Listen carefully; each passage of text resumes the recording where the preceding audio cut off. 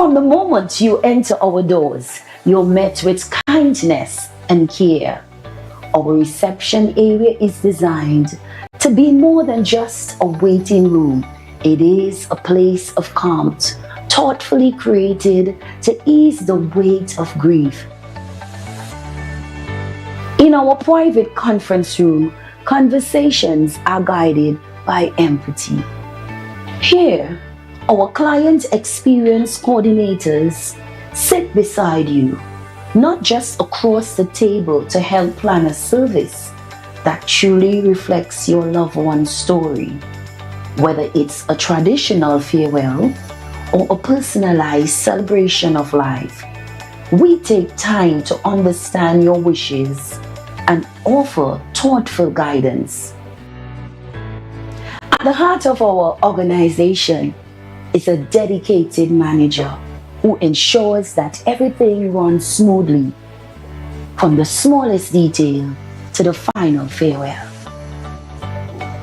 We understand that choosing a casket or a coffin is a deeply personal decision. In our selection room, we provide a calm, respectful environment where families can take their time and explore options that reflect their loved one's life, beliefs, and preference.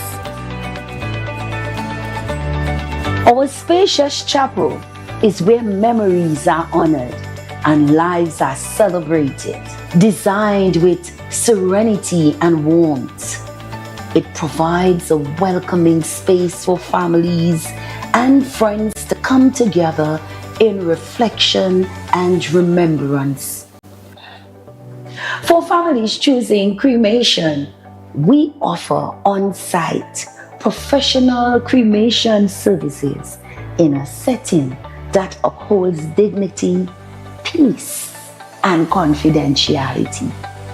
Our crematorium offers a seamless and respectful alternative to traditional burial, giving families flexibility while maintaining the highest standard of care.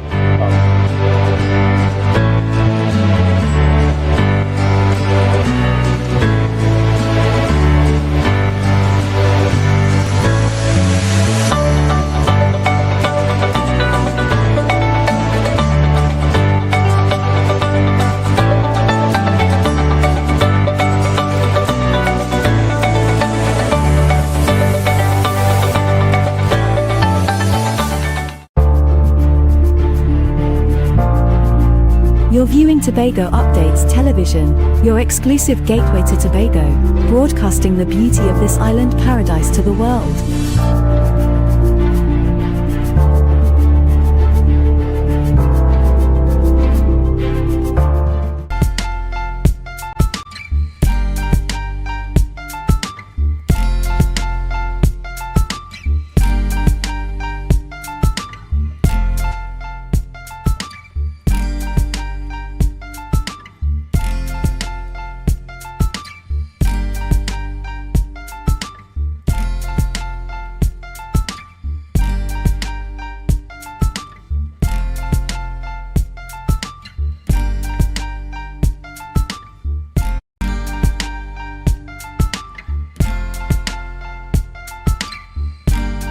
Put a smile on your face when you're moving from place to place. Good morning, good morning, morning, good morning, morning.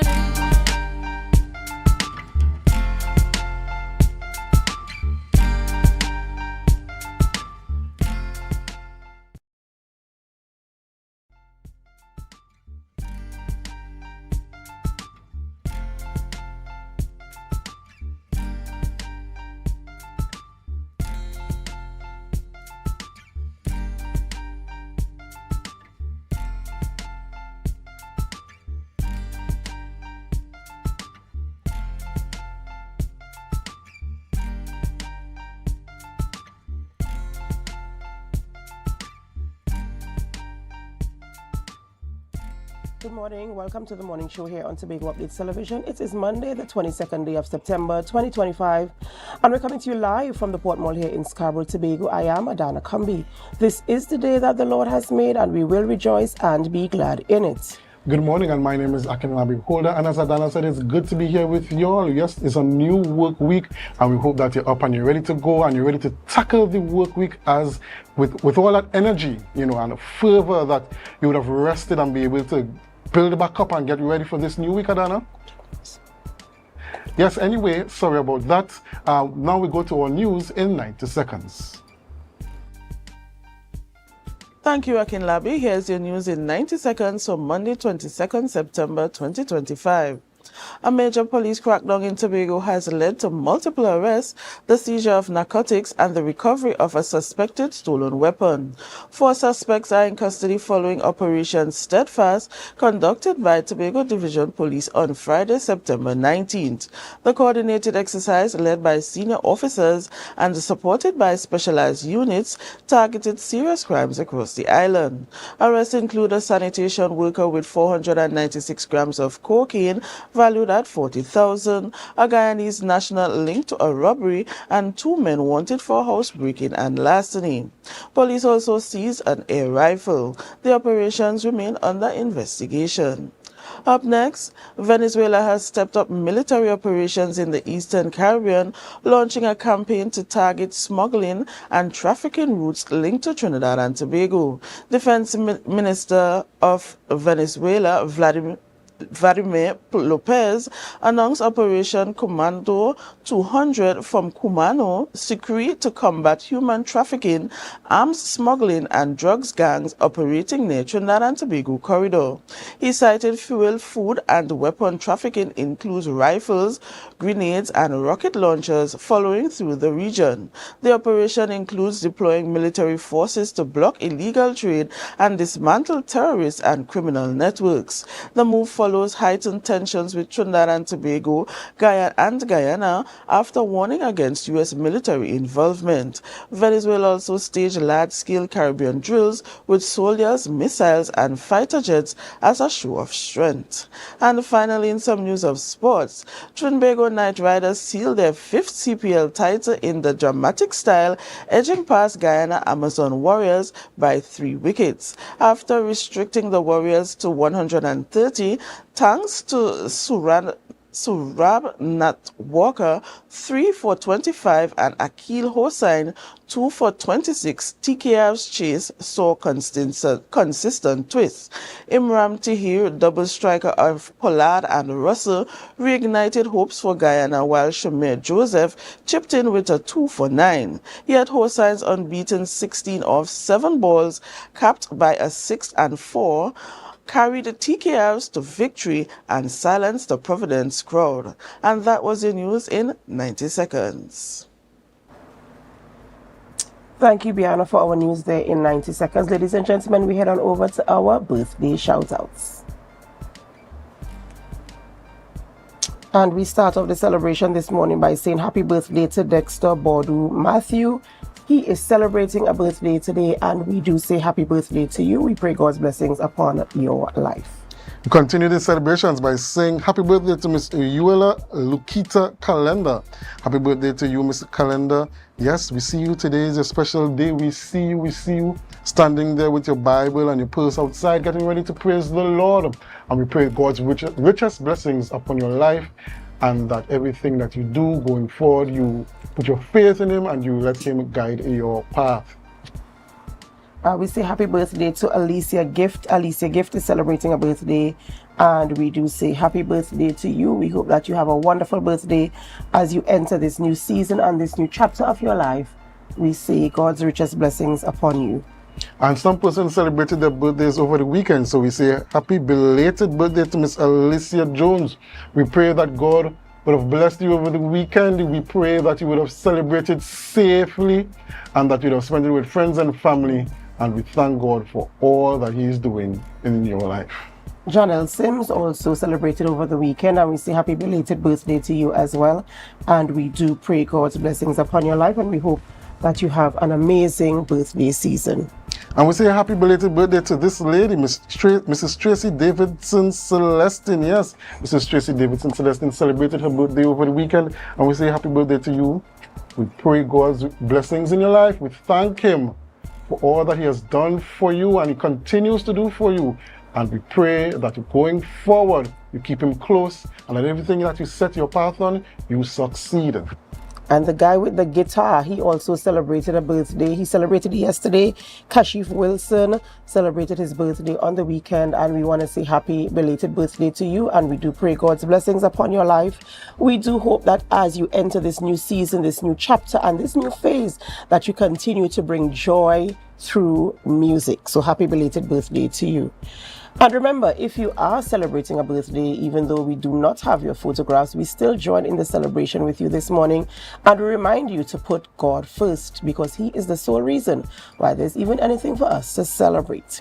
So, Akinlabi, who are we having conversations with this morning in studio? Well, Adana, this morning we're having conversations with Acting ASP Mahalia Bacchus of the Trinidad and Tobago Police Service.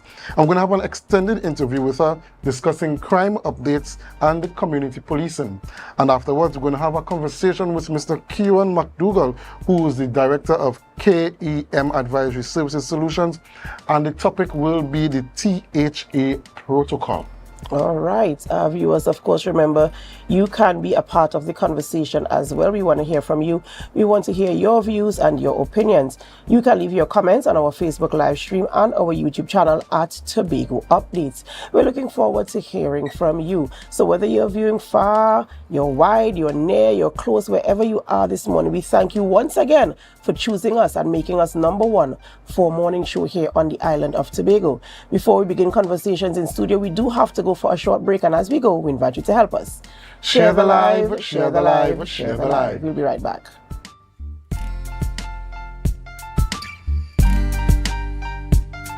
Welcome to Tobago Glass Supplies Limited, where innovation meets excellence and service reigns supreme. Our commitment is simple: to provide high-quality, innovative aluminum, vinyl, and glass solutions for both commercial and residential spaces. At TGSL, we don't just meet needs, we exceed expectations. Our range includes the finest aluminum cladding options, setting new standards in durability and style. Driven by our passion to elevate, we aim to be the leading supplier in the Caribbean market while retaining our identity as a family-owned business. Because at Tobago Glass Supplies Limited, it's not just about products. It's about relationships, it's about you. Innovation, quality, service. That's Tobago Glass Supplies Limited.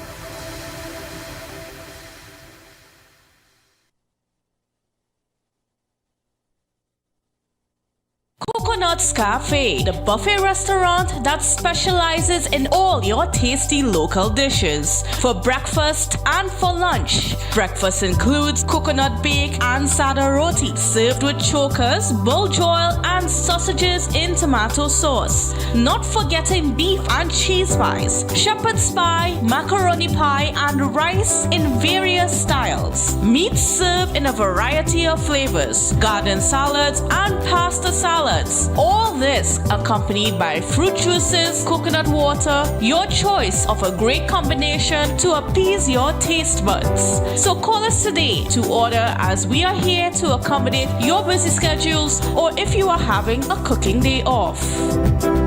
You can now get whatever you need whenever you need it anywhere in Tobago with Tobago. Your meals, medication, groceries, and shopping all delivered directly to you. No more hassle, no more stress. Get the Tobago app today on Google Play or Apple App Store. That's TAPPOGO, and let us deliver to you. Check our website at www.tapogo.app or call the experts at 494-TOGO and 484-4746. Tobago. Relax. We will get it to you. Tobago's at your service.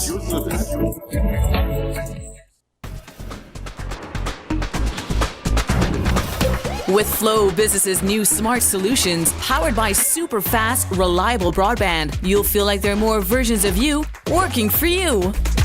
From website design, development, and digital marketing to promote your business, 24/7 business class support to cloud solutions, security, and more. Multiply your growth today.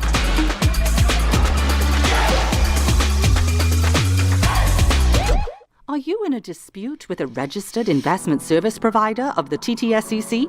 Or maybe you're the victim of an investment scam. You can lodge a complaint or submit an anonymous tip to the Trinidad and Tobago Securities and Exchange Commission. Download our Investor Protection app or go to ttsec.org.tt to access our complaint form or submit an anonymous tip. Write a clear summary of your complaint. Submit copies of supporting documents along with the originals for verification. Provide a copy of the feedback received from the entity regarding your complaint. All investor complaints or scam reports submitted by the public are acknowledged and reviewed by the TTSEC. Investigations are pursued based on the outcome of the review. Trinidad and Tobago Securities and Exchange Commission, protecting the interests of investors and the public. You invest, we protect. Everyone benefits.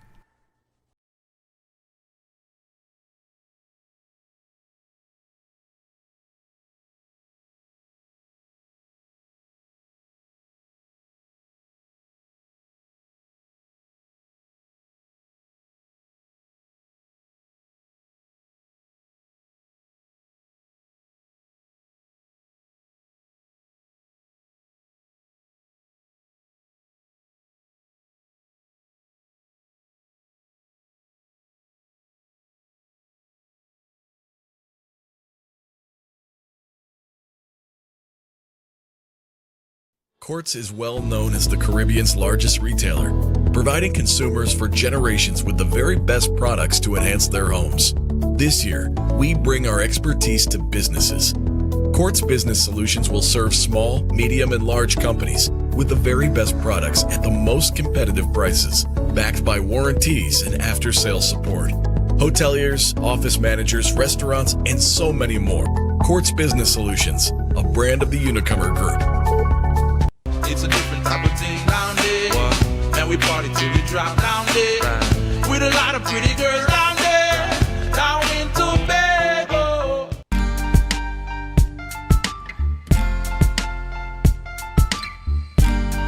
Put a smile on your face when you're moving from place to place. Good morning, good morning, morning, good morning, morning.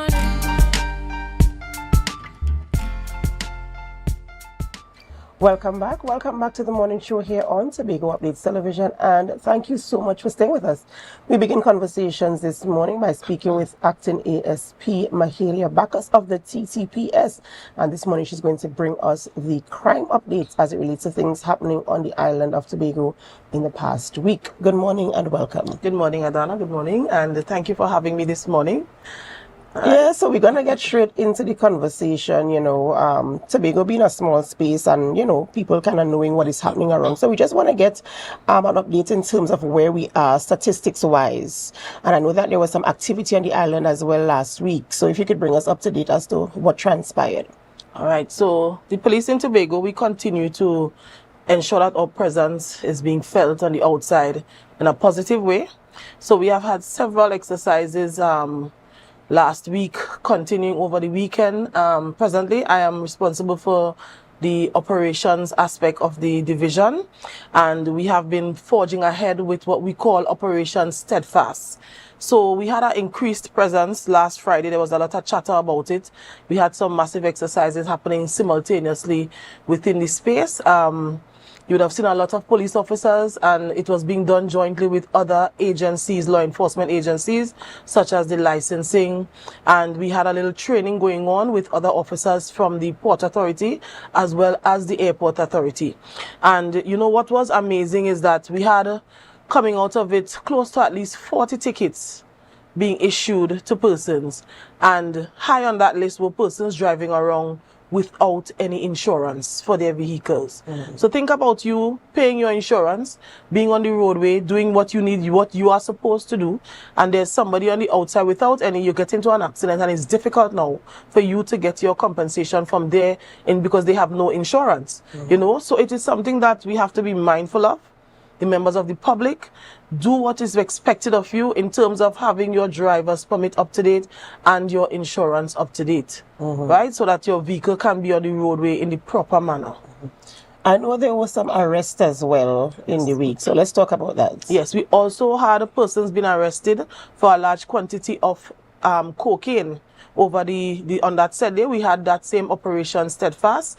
We had people that have been arrested for that. We had persons being arrested for having marijuana in excess in terms of plants, because you know the law requires that you have 4 plants per adult. When the officers went into that home, they found 2 adults and they had over 36 plants at that house. So they were arrested and they had a quantity of over 500 and something grams of drying cannabis as well inside the home. So they were arrested for that as well. We also had persons being charged for larceny and also for receiving stolen items as well, right? There was a business place that employees were involved as well as a member of the public, and items were taken from him and they were charged by the police for that. And you know, as you said last night, I was about to say that I know that there was some break-ins in some previous weeks. I think 2-3 weeks ago, we saw some break-ins happening on the island. So can you bring us up to speed where that is concerned? I can't recall if we had a report on those. Well, the police are working on a lot of them still. We had persons were picked up, but as it is, you need evidence as well going forward if you have to prosecute someone before the court. So there are times we would pick persons up. There were persons who also made false reports to the police, and they were arrested and charged for that as well. We take very seriously when you absorb our time, as police officers, going ahead with a crime that you reported and the crime is not true, right? So there was a gentleman who was charged for that as well, right? Making a false report to the police and wasting the police time. So acting ASP, you mentioned the drug busts. Since the beginning of the year, have you seen an increase in the amount of busts the police has been making, and you're making inroads into the seizure of these illicit drugs? I would say yes. And what is particularly concerning for me is the fact that we are meeting more and more persons are getting charged for possession of cocaine, right? And when you look at some of the persons, they are young people. So this is very concerning for me, that these people are being charged for that type of offense, because we know how serious that is and what it can do health-wise to an individual. And when the addiction is on, it's one of the most difficult addictions to get yourself off of. So it is very concerning for me when I see the numbers are increasing in terms of people being charged for possession of cocaine. As you mentioned the increasing number of persons being charged for possession of cocaine. I was now about to ask, is it that you're seeing an increase in usage in Tobago, or is it more that persons are getting into it to go into the transshipment business? All right, so most of the time, when you look at the cocaine, what we get here is crack cocaine. So the person that was arrested over the weekend there, he was like a dealer, right? He sells the narcotics, and then we have a lot of people now using the narcotics. So you have the users as well, purchasing from persons like them. So when we make those type of arrests, it sends a serious dent into the entire system that they have. So we are assisting in terms of breaking it down, right? I am seeing, sometimes you look around, you see some different faces around the space, with persons using it. And then we have people who, there are times they are users, but they're not on the outside or in the streets or that kind of thing on the outside. So I am saying, if you know somebody in that position and you could assist them in terms of getting help, we need to make that intervention as quickly as possible to assist these persons. And in terms of, let's talk now about partnerships and collaborations. You know, we always talk about, if you see something, say something.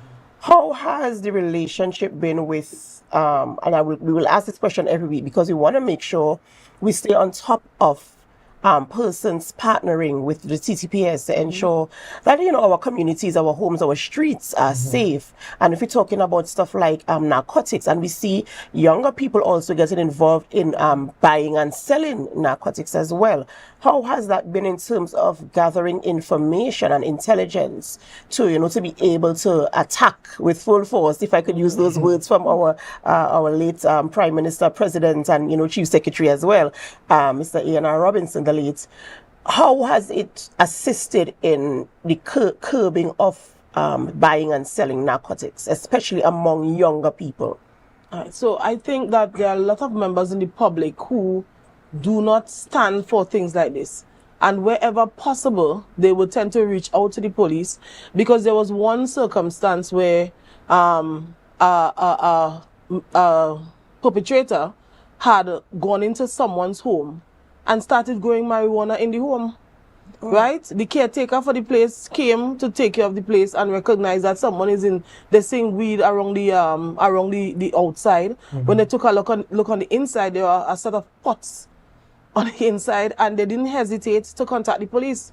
So we still have that relationship where some people do not stand for things like this, and they are always willing to share that information with us. We also have our intelligence area where our officers are constantly on the outside, and lots of members who provide of the public who provide information to them in relation to instances like these that leads to some of the success that we have. So I just want to say thank you very much to the members of the public who continue to work with the police and share information so that we are able to help to eradicate some of these things from our streets and homes on the outside. Acting ASP, I just wanted to continue on that vein. We know that persons are helping the police to police the community, and that's very commendable. But a lot more persons, they have a concern about confidentiality and sharing information with the police. I don't know how often you'll hear that concern being raised, and what is the TTPS doing to allay those concerns? All right, so we continue to build those partnerships and try to bridge that area of confidentiality in the police. And I can assure you that when you share information with us, it is with the strictest of confidentiality that we treat with it. I'm very sure for the longest while you haven't heard anybody probably using the media to say, I told the police something and they went and said, I said so and so and so forth, you know. We have a lot of activities where we try to encourage that working relationship with members of the public. So you will see us doing those town meetings. And as I mentioned town meetings, I want to encourage members of the public. When we have town meetings, that you come out and come and meet with the police. Because a lot of people say that they have issues, and some of it may be the same issue that you're speaking about in terms of confidentiality. If you don't come and tell us, because it is a means whereby we are able to measure what we are doing. Right? And if there are issues that needs to be addressed, that is how we know that we need to do something about this or do something about that based on what people come to us and say to us. And a lot of times we don't encourage people to be like calling a name or so on air.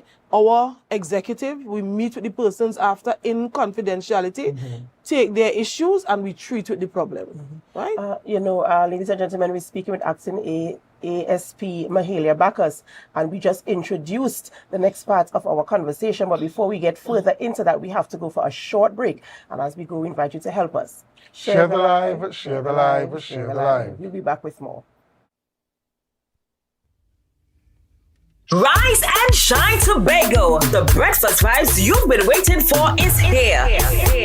When you rum, tell you you's a big dancer. It's time for Sun Up Tobago, the ultimate breakfast inclusive pool party that kicks off your carnival in style. We aim to take shots. She come to take shots. Join us on Thursday, October 23rd from 6 a.m. to 12 noon at Scarborough House, 138 Milford Road. Music pumping, breakfast sizzling, coolers flowing, and vibes unmatched.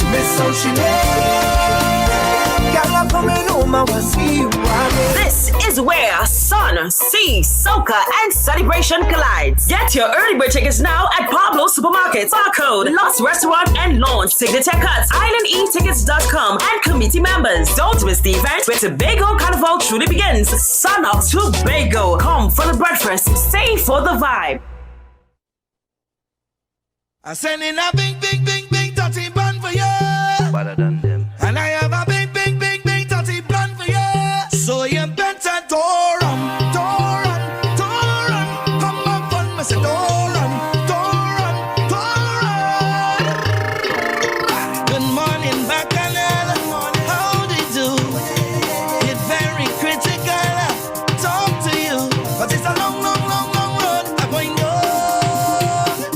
And I need some vibes in my life. I stay sure.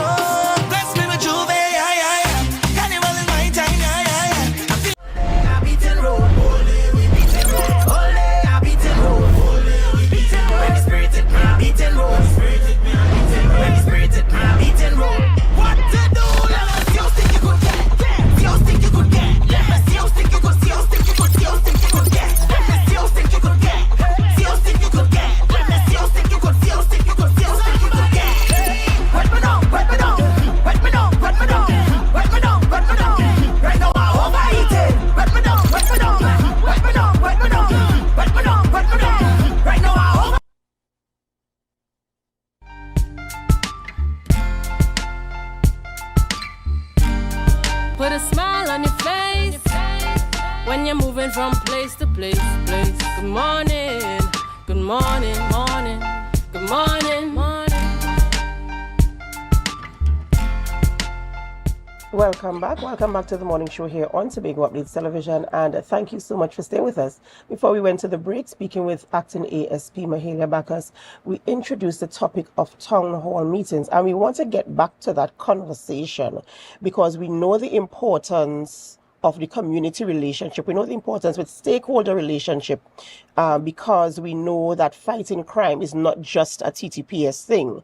We know that we all have our roles to play. So you were inviting rather the public to come into those meetings and to ensure that they have their say, that they hear the strategies that the police is trying to implement specific to their community, because I know community by community, you will have different strategies, different challenges, and so you have to make different approaches.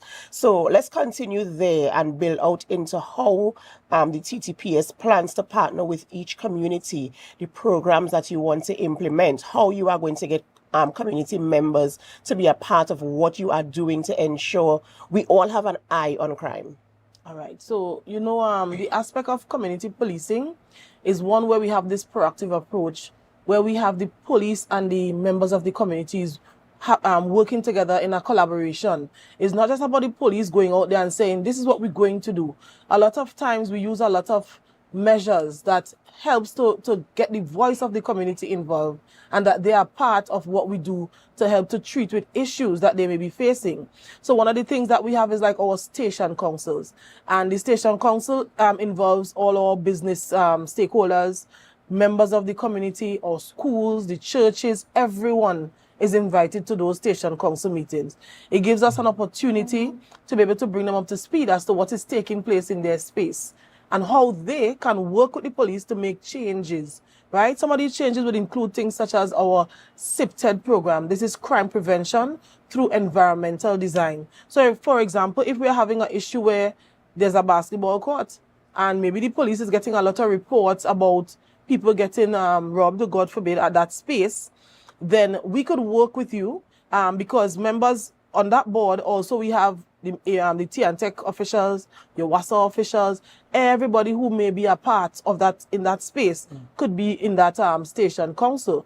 So we work with them to help to bring light to the area, clean up the space, ensure that there's sometimes we put up signage, right? So people could be aware and to bring a change to that area. So when we talk about SIPTED, this is what we speak about, taking something negative and bringing some positivity to change any crime that might be within that space, right? So we have those. We also have our community justice clinics where we have lawyers on board who come into the communities and offer free advice to person. One of the biggest things in Tobago is land issues. Right? People are constantly bickering over land, taking persons to court and so on, and they offer that advice to persons. But from the community aspect, we get to work a little closer with our schools, right? The teachers, the community groups that are on the outside. The officers go into the community and integrate themselves into these groups and see where we could look at what issues they are facing and how best we could work together to treat with a lot of these issues. And, in terms of the initiatives that you have, in terms of stakeholders being a part of the board, as you mentioned, you have the utilities being there, like TNTech, WASA, as you mentioned before. How has that been working in terms of ensuring that, one, you understand what the objectives are, and two, the cooperation, because you're going into communities with, it's a good idea, it's a good initiative, but how have the communities been accepting these initiatives and how have they been working? And do you have any types of assessment in terms of outcomes, as it were? All right, so presently we are looking at some of the areas where we can implement some of these programs. But I could tell you from experience, there was one time at the waterfall space in Lekoto, we were having a lot of issues when persons parked their cars and people were going there and breaking into the cars and taking their personal items and so on. The officers of the Moriah police station did an excellent job and we were able to identify who the perpetrator was and so on. From that, Because remember, besides detection, we look at prevention in terms of crime. So on the station council board, we had a member who was a part of the works department, and we were able to work with the works department through the member and the other members of the community, and have signs placed there to bring to persons' attention that, listen, be careful when you park your car and that kind of thing. So it brought awareness, and it lessened what was taking place in the space. So that's a perfect example of showing you where somebody is in the department, they work with the police, we put up the signage, and along with the patrols and so forth, we were able to curb this problem. So when we talk about SIPTED, a simple thing as a sign could go a very long way. So, Acting ASP, you mentioned the council and the different bodies that make up the council. One of the things that I didn't hear about was neighborhood watches. What is the TTPS's stance on neighborhood watches, and perhaps getting communities to be more welcoming to the idea of establishing neighborhood watches? All right, so as I mentioned to you, I am the ASB in charge of operations, and you touched on one of the areas that I am presently working on to try to revive the neighborhood watch aspect of it, because I know when we give those target hardening tips, one of the things you always hear me speak about is be your brother's keeper and looking out for each other. So we're in a space where we have 10 streets, but I cannot be on every street at the same time. So somebody from each street being a part of that group could assist in changing what happens in that space. You see a vehicle on the street now, you could be able to alert there's a strange vehicle around. And you're not just doing it on your own, you know. When you do the neighborhood watch groups, the police is also involved with you. And you get real-time information that you could act on quickly, right? And they get there to probably treat with that strange vehicle that might be in your space at that time. So neighborhood watches are very, very good. And they also assist in treating with that preventative aspect and that to solve crime within the space, in your spaces, if they are active and working well. So this is something that you're currently building out, so it's not implemented yet. And I'm seeing that this can work because I know certain areas. I know some friends I have in Trinidad who are in watch groups, and when I talk to one of my friends and I hear the types of conversations, the people who are in the chat, as you mentioned, the real-time information being fed to the TTPS, ensuring that they know what is happening. And it's something we want to introduce. I know some persons might be apprehensive. They don't want to have the number in group chats, because every time I enter a group chat, but this is one of the chats that could possibly save your life, save the life of somebody you know, keep you from a traumatic experience, especially if you see somebody strange in your area. Especially at night and in areas where we have young children as well. You know, sometimes we have young children participating in activities. They might be going to football or boxing or whatever in the evening, and they have to come home. Perhaps they might have to walk home by themselves in the evening. So those are the things we are hoping that this can help us to kind of monitor. The thing about it now, as I mentioned, it would monitor. Now, the apprehension of being in a group chat with people that you might not necessarily know or have a relationship with in a community.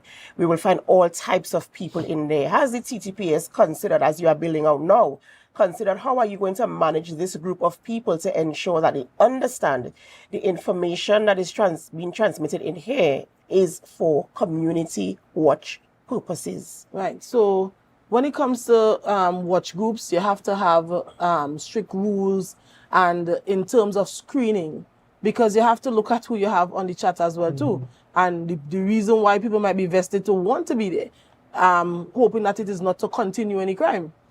Just saying, you understand? So obviously it takes a lot of mechanisms in advance, and the persons that are going to be part of this group must meet before. You have to know who you're working with, and you have to know the people. So one of the ways you do it is through little socialization, and you must be trained. People, there's as I tell you, it is being fleshed out. People have to be trained in as to what they are supposed to do and how these groups work. So it's not just about willy-nilly forming a group and you're just adding people, like some of these roadblock chats and these things where anybody might be on, you know. So it will be a properly well-censored group with rules and having the right persons on board to assist.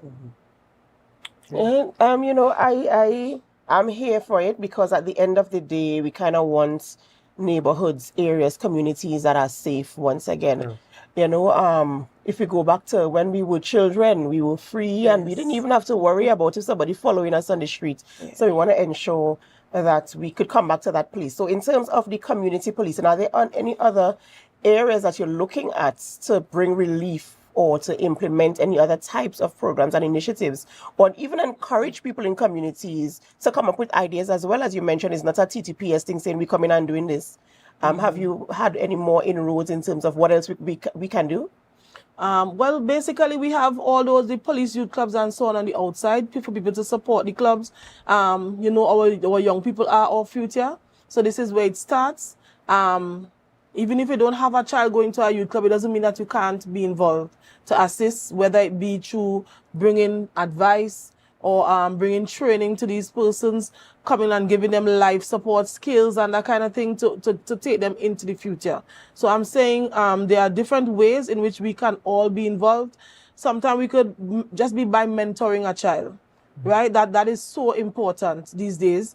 We have a lot of male figures, and we know we have what challenges with our little males in the society today. So you can get involved, be a part of the schools in your spaces, right? So that you could give your worth there, whether it be through adopting a child, right? In the sense of making sure that they have their school supplies, that they get to school on time, and that all is well, because not every family is able to provide the way that they ought to for their children. So we can do so much as a community, right, to assist and to help each other on the outside. I know acting in ASB, sorry to cut you off, but there was a sporting or football program that the TTPS initiated earlier this year, I believe. Yes. I can't remember the name. ROCC. Rock the Island, Rock yes. the Island. How do you see that being integrated into the community policing?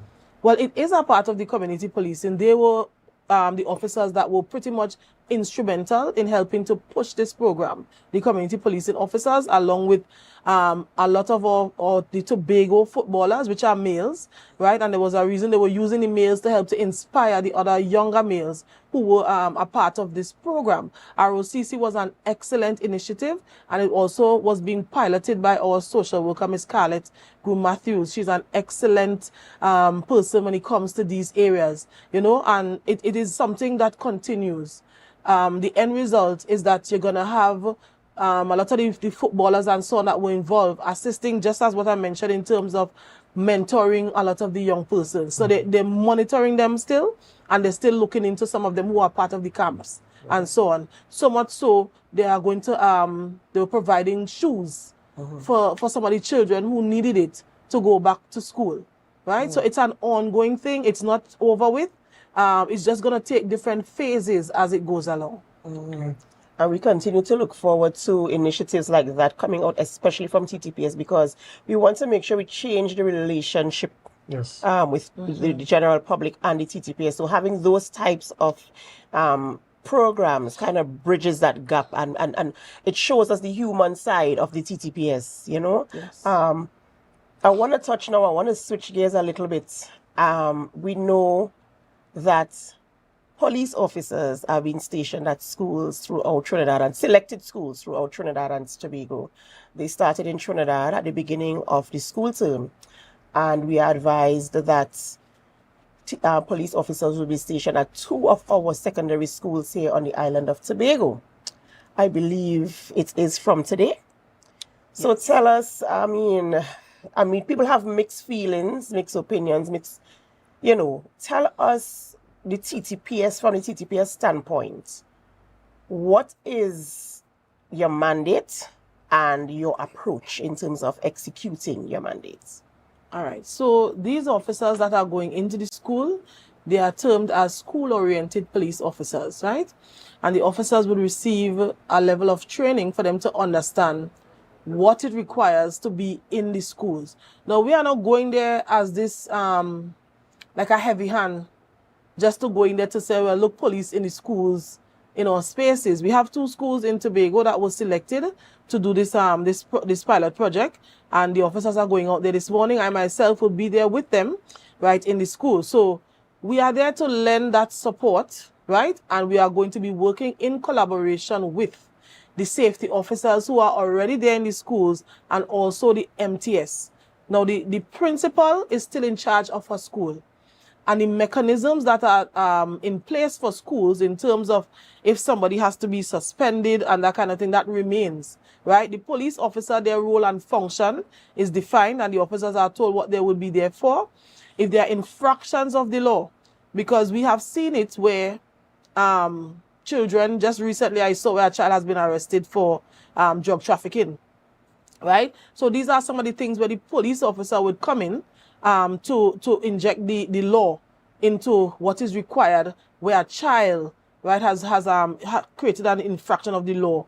We will be there for those purposes. But it's not like we're there as a heavy hand to go and grab students and, you know, to do anything that is outside of what the law requires or that we are required to do. We are still there like as well as a mentor, right? Where we see children probably going down a particular line, and we could be proactive enough to advise them, listen, you probably really need to rethink what you're going to do. So as I said, they're the counselors at the schools. They have their psychological workers as well that are there. All these mechanisms remain in place, and wherever it is necessary to implement these layers, they would be done. If it requires the law to the officers to take them into the law, then that's what we are there for. All right. Thank you so much for bringing that clarity there for us where that is concerned. And we do hope that it goes well. And my advice to our schools is to comply. Let us work together. Let us continue to build communities where we can partner with TTPS. Remember, at the end of the day, we want to live in a space that we are comfortable, where there is peace and we don't have anything to worry about looking over your shoulder every 30 seconds. Thank you so much, Acting ASP Mahalia Bacchus, for coming in this morning and bringing us that type of information. Ladies and gentlemen, we have to go for a short break before we continue conversations here in studio this morning, and we want you to remain with us. Remember, you can leave your comments on our Facebook live stream and our YouTube channel at Tobago Updates. We do want to hear from you. But in the meantime, we have to go for a short break. And as we go, we invite you to help us. Share the live, share the live, share the live. We'll be right back.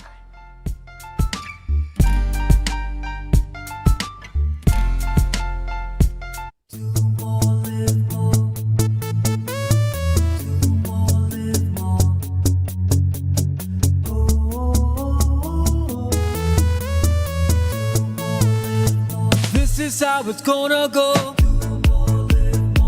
They better look up below, 'cause this is your show, and everybody's gonna know. Say it to them once again. They better look up below. This is your show, and everybody's gonna know. That's how it's gonna go. They better look up below, 'cause this is your show.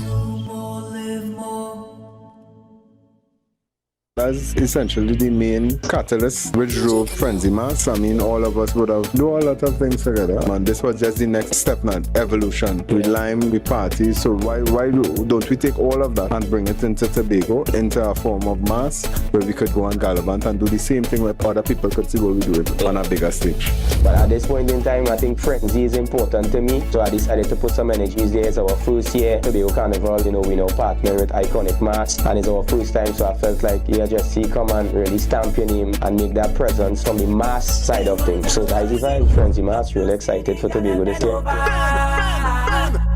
Love to see the girl bend over. Arch your back, me girl. Arch your back, arch your back. Start to arch it. Slack me girl. Arch your back, arch your back.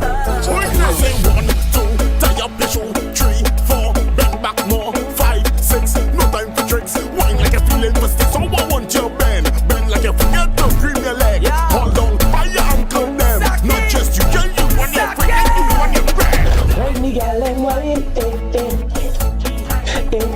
in Frenzy Mass. Watching how That's essentially the main catalyst which drove Frenzy Mass. I mean, all of us would have do a lot of things together. And this was just the next step now, evolution. We lime, we party. So why don't we take all of that and bring it into Tobago, into a form of mass where we could go on Gallivant and do the same thing where other people could see what we do it on a bigger stage. But at this point in time, I think Frenzy is important to me. So I decided to put some energies there. It's our first year Tobago Carnival. You know, we now partner with Iconic Mass, and it's our first time. So I felt like, just see, come and really stamp your name and make that presence from the mass side of things. So that's the vibe, Frenzy Mass. Really excited for Tobago this year. Love to see the girl bend over. Suck me, girl. Arch your back, arch your back. Start to arch it. Suck me, girl. Arch your back, arch your back. I say 1, 2, tie up your shoe. 3, 4, bend back more. 5, 6, no time for tricks. Wine like a feeling for sticks. So I want you bend like you forget to cream your leg. Hold on by your ankle them. Not just you, girl, you want your friend, you want your friend. When the girl them wine in Frenzy Mass.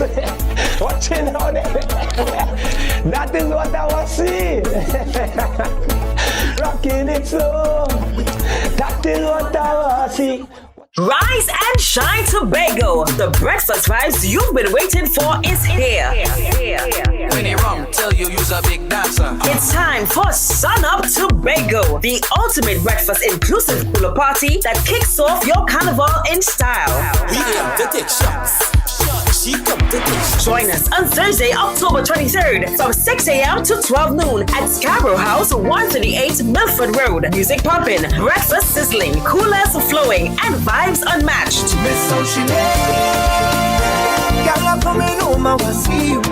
This is where sun, sea, soca, and celebration collides. Get your early bird tickets now at Pablo Supermarkets, Barcode, Lost Restaurant and Launch, Signature Cuts, IslandEtickets.com, and committee members. Don't miss the event where Tobago Carnival truly begins. Sun Up Tobago. Come for the breakfast, stay for the vibe.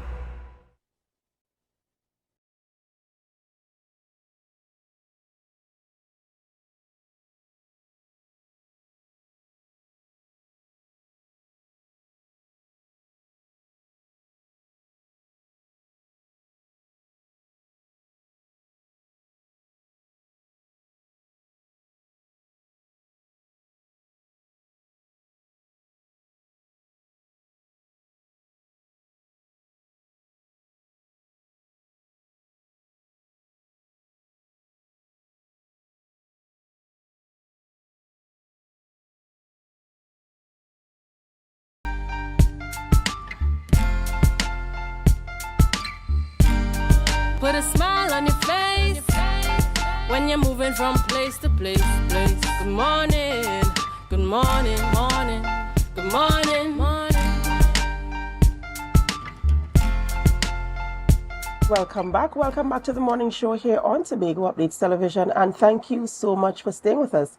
We continue conversations this morning in studio, and with me I have Mr. Kieran McDougall, and he is the Director of Chem Advisory Services Solutions, and we know him. I mean, I find that the bio is a little bit humble and modest. He has been around for a very long time in terms of events, protocol. So he's a guy who comes from an informed place. Good morning, Mr. McDougall, and welcome. Good morning, Adana, and it's absolutely a pleasure to be here again in studio. Of course, and we had conversations a couple of months ago as it relates to protocol, government protocol in here in Trinidad and Tobago and the way things are done with a specific issue. I think it was the opening of the new airport here in Tobago. And now here we are again with another local issue that we just want to bring some clarity to. And I want to start off with, just giving some knowledge in terms of the operations of the THE as it relates to secretaries, whether it is they are proceeding on vacation leave, whether they are being transferred to another division, the rights of the Tobago House of Assembly, the administration, the chief secretary, and how we can, whether it is reshuffle, reassign, relocate, persons proceeding on leave. What are some of the things we need to know about those specific things? All right, so based on what you've asked in terms of the governance of Tobago, and by extension the Tobago House of Assembly, is when one looks at the institution Tobago House of Assembly, there are two arms, the legislative and the administrative. Of course, the Chief Secretary heads the legislative arm of the Assembly, whereas we have the Chief Administrator, who is the most senior public servant that would oversee the administrative arm of the Tobago House of Assembly. Now, the Chief Secretary is the most senior politician on island that has that jurisdiction in terms of establishing the governance structure in accordance with the Tobago House of Assembly Act as it relates to appointments, assignment, revocation of appointments, delegation of duties, etc., in accordance with the law. Now, the Tobago House of Assembly also has what is called the Executive Council, which comprise of secretaries. And in order for one to be a secretary, that person has to be appointed and take an oath of office in order to operate and fulfill in that role. Of course, the person that gives the directive for such persons to occupy such office is the Chief Secretary, because he's the person that configures what the Executive Council, should look like. So the Executive Council is comprised of secretaries, and that would also include the Deputy Chief Secretary and the Chief Secretary, of course, who heads the Executive Council, similar to what a cabinet would look like. So that's the construct of the Tobago House of Assembly in terms of the secretaries. And so the Chief Secretary being the most senior officer and the person with responsibility for ensuring that there is some sort of structure and that all the mandates are carried out division by division, ensuring projects and all the things that is necessary for the governance of Tobago are provided. And if they are not provided, then he has to seek them to ensure that we have what we need in our local space, which also includes, as you mentioned, reassigning officers, secretaries to different divisions, making changes where changes need to be, and also accommodating. I'm going now to our main point, accommodating whether it is vacation leave, absence from office, and ensuring that the office is occupied by a capable appointee, a secretary operating in the office. In our open spaces now, as we are aware, Mr. McDougall, people air their opinions, because at the end of the day, we are the persons that you are governing, and we feel, when I say we, the general public of Tobago, and the public believes that you were appointed because of us, the people. And so, of course, when people don't have information, then they are left to speculate on what is happening. So let's speak on the absence of the Secretary of Tourism and the appointment of a new secretary in that space. We saw when the communication came out, and let's talk about that because that is very important. When the communication came out, all we saw is that a new secretary has been assigned to the division, and we're speaking about the Division of Tourism here in case you're following the conversation. A new secretary is assigned, holding on to her original assignment and carrying these two. And now the Secretary for Tourism is absent. That is where the conversation is focused on now, because we are aware people can go on vacation leave. People can, but there was nothing leading up to it. It was just like she's no longer here and this person is here. And so people are wondering, where did she go? So let's start there. Was that done in accordance to the protocol or the way that it should have been done in terms of how you manage the Tobago House of Assembly? Well, in the context of the management of the Tobago House of Assembly, ultimately the Chief Secretary is the person that is ultimately responsible for the Tobago House of Assembly in terms of how it's governed and operate. What you find happening with the secretaries, the Chief Secretary now, he's the person that delegates those responsibilities to the secretaries, and hence they are appointed to assist him in terms of being, accountable and able to deliver on the mandate and the projects to which, what would have been sold to the population. Now, in terms of communication. I believe that we are having some communication issues in relation to the information that is being disseminated in the public space, leaving, a lot of open room for questions, speculations, etc. Now, you made mention of whether secretaries are eligible for vacation leave, etc. And yes, they are by right entitled, to their vacation, just like any person employed in any other establishment. However, what you find happening in organizations, depending on the exigencies of the service or the role and responsibility of that individual, in some organizations, they may make what is called perhaps departmental arrangements. So there's context of job enlargement where you may have existing employees and you would probably ask them to discharge some additional responsibilities, or perhaps you can find a replacement while that person's is absent. Now, in the context of the absence of the Secretary of Tourism, there wasn't really any indication as to what type of leave or what was the nature of absence, because we know from time to time the role and the function of secretary is one that requires the secretary or whoever is in that portfolio to be out of jurisdiction, ever so often, because it entails international marketing of the destination. And there hasn't really been any sort of announcement in terms of whenever the secretary is out of jurisdiction, that a secretary is appointed. But usually what happens in the context of all secretaries, the chief secretary, once a secretary is out of office, the chief secretary has that power to oversee the roles and responsibility of that function. Now, we understand and know that from time to time the chief secretary may have a hectic schedule and may not necessarily personally be able to take on the role and responsibility of that particular division. And so a secretary might be given that additional responsibility. We saw in the context where the Secretary of Finance, was out of office on assembly business, of course, and a secretary was appointed to oversee the roles and functions of that division. And because of the critical nature of that division, where warrants and, ensuring that, releases of funds and so on take place, you want to ensure that adequate coverage, is there.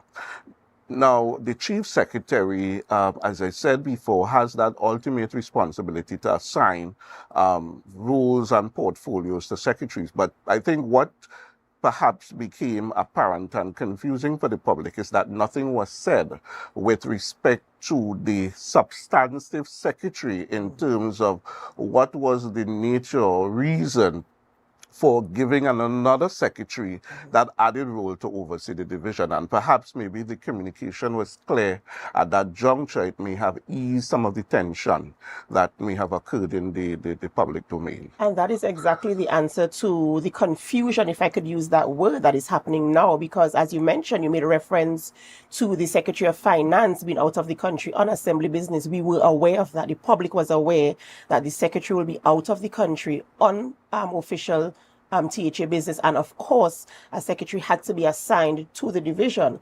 In this instance, the communication does not tell us anything like that. It just says that the Secretary of Education will now be, operating as the Secretary of Tourism in addition to her substantive role.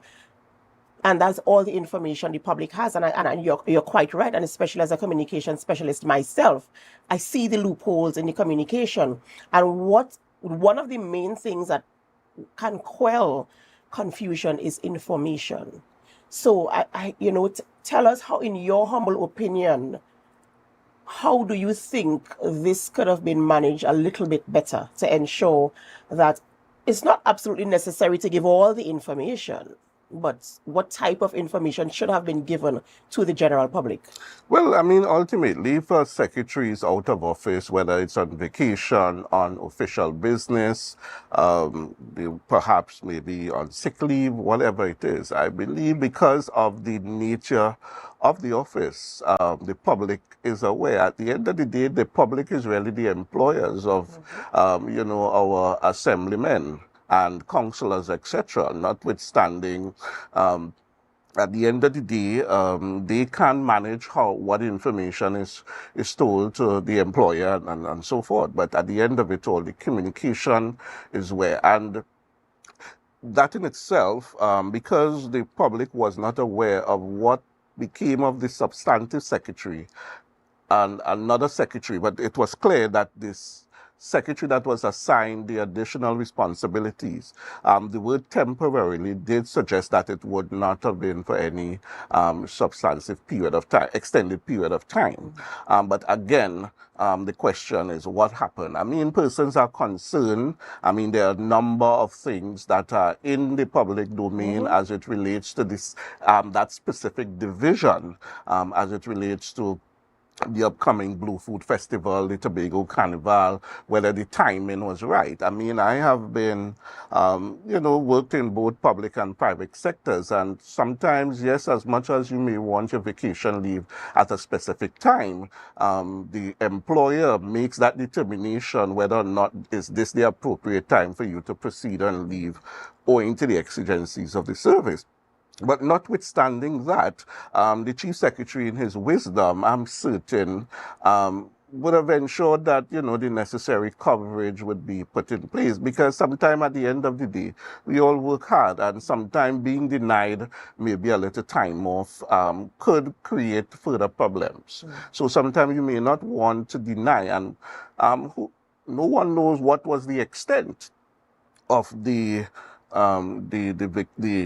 leave of absence, because at the end of it all, the role and function of that office need to be carried out. Now, there were also, questions in the public space that the division had an assistant secretary, and why not elevate that person, to that role? But unfortunately, assistant secretaries do not have the powers to discharge the duty of secretary. In order for that to happen, the assistant secretary role has to be revoked, and then they now have to be appointed, take their oath of office to carry out that role. Assistant secretaries are not necessarily part of the executive council. They really cannot make decision. As a matter of fact, they report to the secretary, and the secretary at the end of the day has that ultimate responsibility and accountability, not just to the Chief Secretary, but Tobago on a whole, as it relates to the functioning of that specific division. Now, while ideally, because you may have a sitting assistant secretary in that division who may be on corral with maybe the operation, some of them, unfortunately, do not know what is even happening in their division, because they might just be given a small area of responsibility to focus on. So ultimately, they may not be aware of what is happening overall, because at the end of the day, as I said, the secretary, so even if you may have responsibility, let's say, for antiquities as the assistant secretary, at the end of the day, the secretary, when the media call, you're not calling the assistant secretary, you're calling the secretary. So the secretary also needs to be aware of what is happening in that department, even if some level of autonomy is given to the assistant secretary, but ultimately an assistant secretary cannot. But a secretary, because that person has been already appointed at that level, the chief secretary definitely can assign additional, responsibilities, to that person. So the question basically was, and yes, you can actually have two persons operating in a similar role. So whereas we have the substantive secretary, maybe the communication provided more details. Okay, so the secretary, let's say perhaps on vacation, and then we have a secretary now temporarily thing. So we know that this secretary is performing the duties of tourism, etc., while so-and-so is on vacation leave, I think that information is what would have helped to quell, some of the confusion that has happened in this space. Mr. McDougall, you really broke it down there and brought home the information, because that was leading to my next question. A lot of people talking about why the assistant secretary, but you really brought clarity there in terms of people don't realize that everything is a system. There's a system, there are procedures that you have to take. Now mentioning, I didn't even think about revoking the assistant secretary position. I was only thinking about now taking the oath for secretary. So now you have to revoke this, then take the oath, then, and so it would take too long to get all these things done. And then when he has to go, when the secretary comes back now, then he has to be revoked. How can you revoke the secretary and revert back to being assistant secretary? So I see there the confusion that could have caused. But again, if the information was given, then the people of Tobago would not have had the issues in terms of formulating in their own mind, well, why didn't we do this? We could have do this, and where's she gone, and all of these things. Just having the information, which is absolutely necessary. And in closing, I'd like for you to share any other information you think our viewers should know here in our Tobago space in terms of the operations of the Tobago House of Assembly. All right, the Tobago House of Assembly now is really a unique and dynamic organization, and it is unfortunate, sad that persons do not take time out to understand how the institution operates.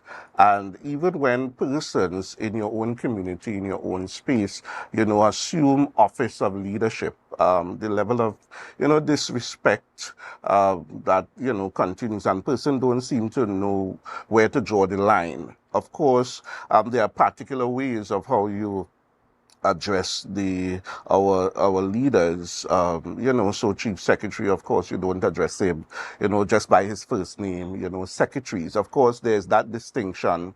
At what point do you address somebody as assemblyman? The confusion as well in terms of the space. Why not assemblywoman as opposed to assemblyman? But those things are what forms part of the law, the act, and, those things, have to be carried out.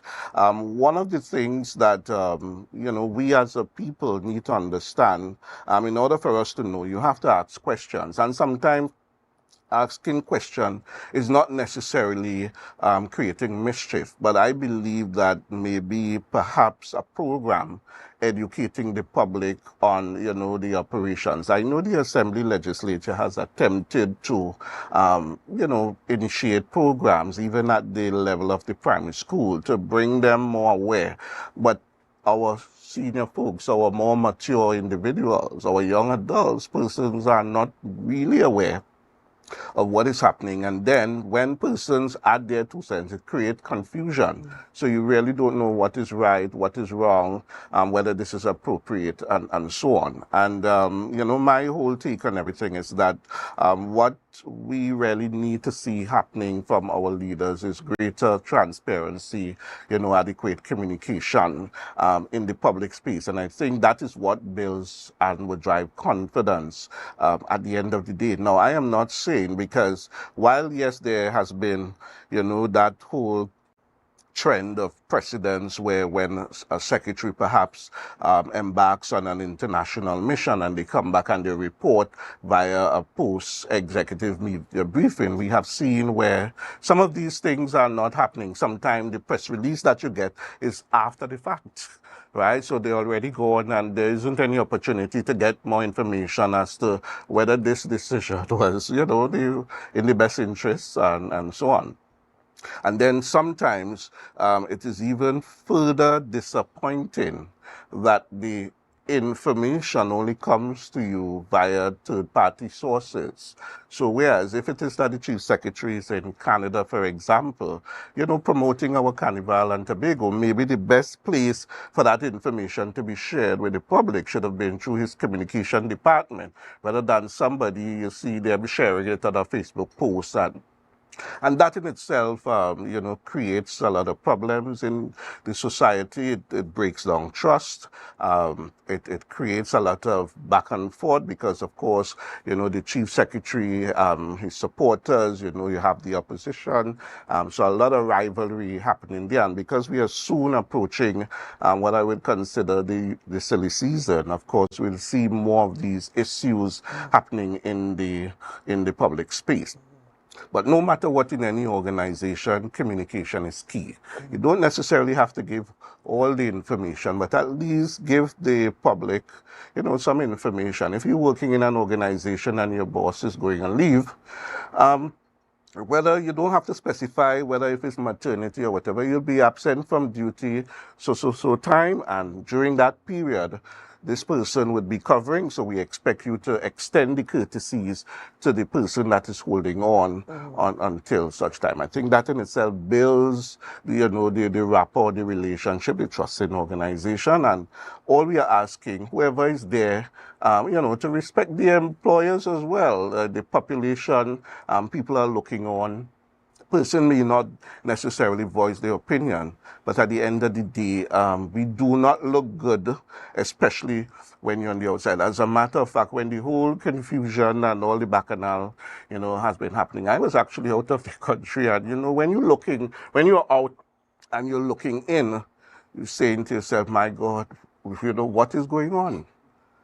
What is really going on? You're ashamed because here on one hand, you're telling people about your beautiful island, Tobago, with this, that, and then at the end of it all, I think, unfortunately, even around that period of time, there were so many things happening in this space, whether it was accident, persons, the crime and all of that. So it's just unfortunate, but at the end of the day, I believe more persons just need to hold our leaders a bit more accountable, ask the appropriate questions, and at the end of the day, I think the status quo has to change. Thank you so much, Mr. McDougall, for, that's really intense dive into the operations of the Tobago House of Assembly, at least how it was set up, the legislative arm and the administrative arm, and for us having an understanding. People, I want to advise you to read, get the knowledge, get the education, know what you need to know so that you can ask questions from an informed place. All right, ladies and gentlemen, we have been speaking with Mr. Kieran McDougall, and he's the Director of Chem Advisory Services Solutions. If you need information, you can contact him, or you can check any of the websites that direct you to the Tobago House of Assembly Act. I am Adana Kambi, and this is where we have to end the morning show here on Tobago Updates Television. But it's not where we end our programming. We head on over to GMT, which is Good Morning Tobago. So do stay with us, and as you do, we invite you to help us. Share the live, share the live, share the live.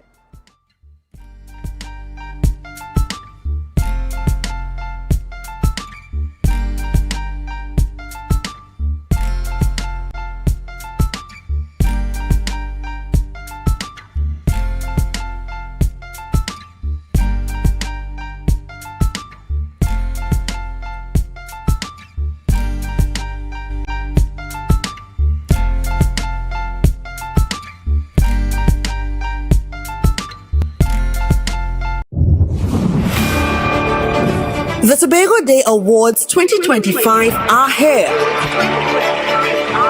Celebrating excellence, dedication, and the people and organizations making a lasting impact on our island and diaspora. From the Medal of Honor to the Diaspora Award, this is your chance to nominate those whose service, leadership, and achievements deserve the spotlight. Nominations close on September 30th, 2025. And remember, only online submissions will be accepted. Visit www.tha.gov.tt to submit your nomination today. Let's celebrate our Tobago Trailblazers together.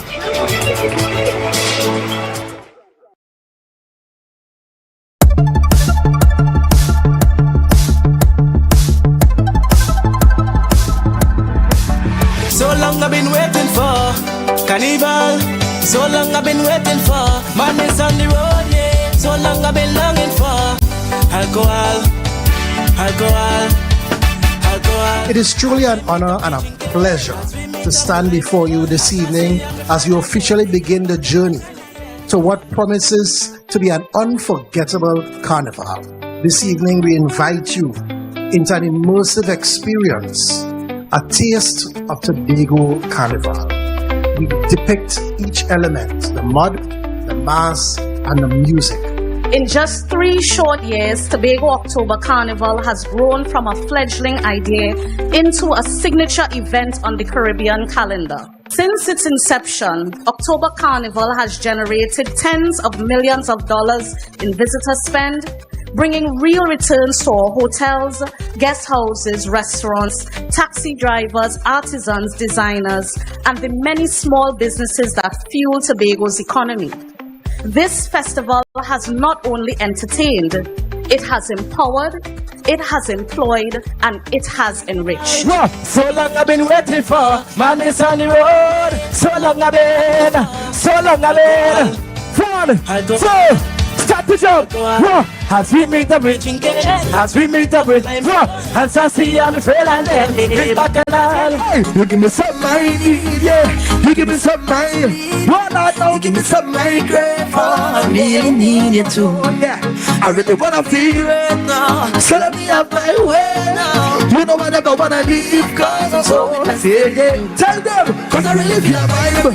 Set the right down and nobody likes it. And it's on a thing like yo. Nothing and nobody like. I am a backpack and I'm ready.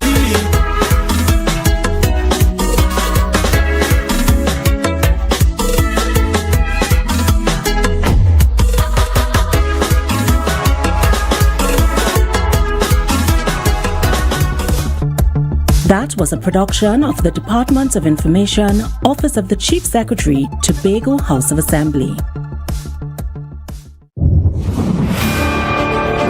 The Tobago Day Awards 2025 are here. Celebrating excellence, dedication, and the people and organizations making a lasting impact on our island and its diaspora. From the Medal of Honor to the Diaspora Award, this is your chance to nominate those whose service, leadership, and achievements deserve the spotlight. Nominations close on September 30th, 2025. And remember, only online submissions will be accepted. Visit www.tha.gov.tt to submit your nomination today. Let's celebrate our Tobago Trailblazers together.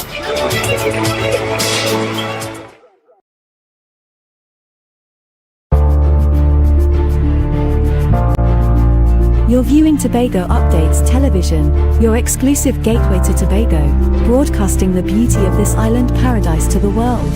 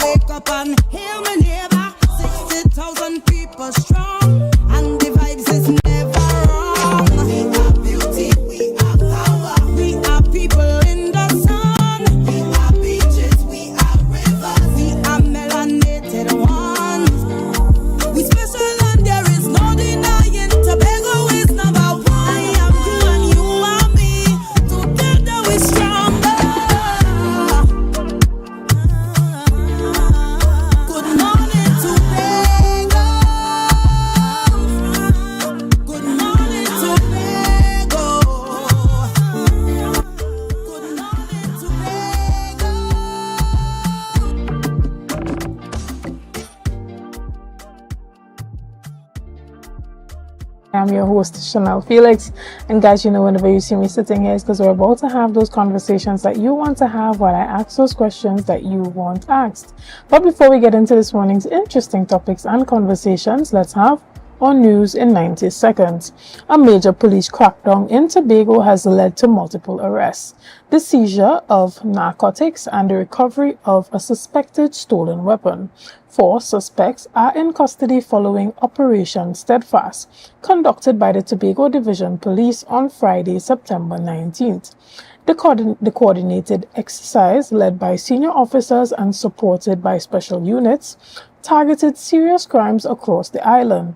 Arrests include a sanitation worker with 496 grams of cocaine, valued at $40,000, a Guyanese national linked to a robbery, and 2 men wanted for housebreaking and larceny. Police also seized a stolen air rifle, and operations remain ongoing as investigations continue. Additionally, Venezuela has stepped up its military operations in the Eastern Caribbean, launching a campaign targeting smuggling and trafficking routes linked to Trinidad and Tobago. Defense Minister Valdemar Padrino Lopez announced Operation Cumanangoto 200 from Cumana Sucre to combat human trafficking, arms smuggling, and drug gang operations near the Trinidad and Tobago corridor.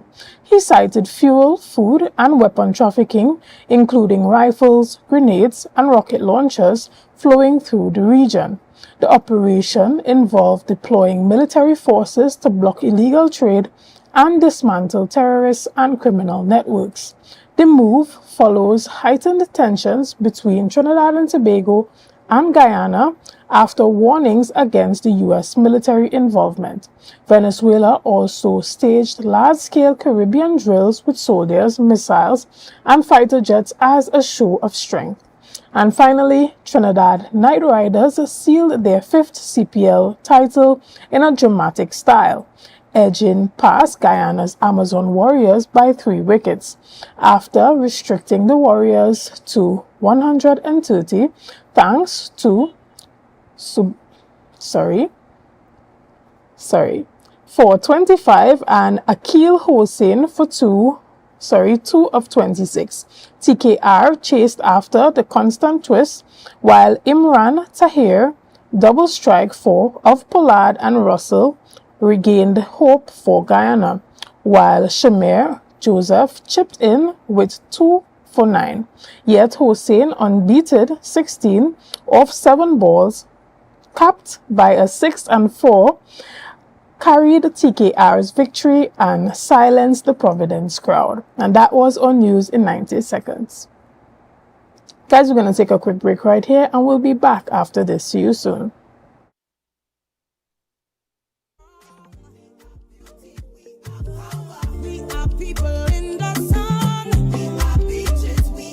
I'm sending a big, big, big, big dirty bun for you.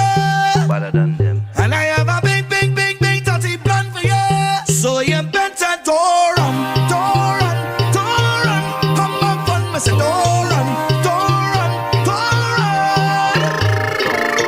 Good morning, Bacchanal. How do you do? It's very critical.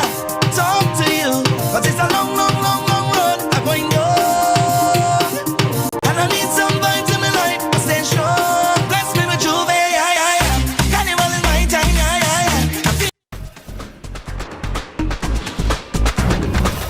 With Flow Business's new smart solutions, powered by super fast, reliable broadband, you'll feel like there are more versions of you working for you. From website design, development, and digital marketing to promote your business, 24/7 business class support to cloud solutions, security, and more. Multiply your growth today.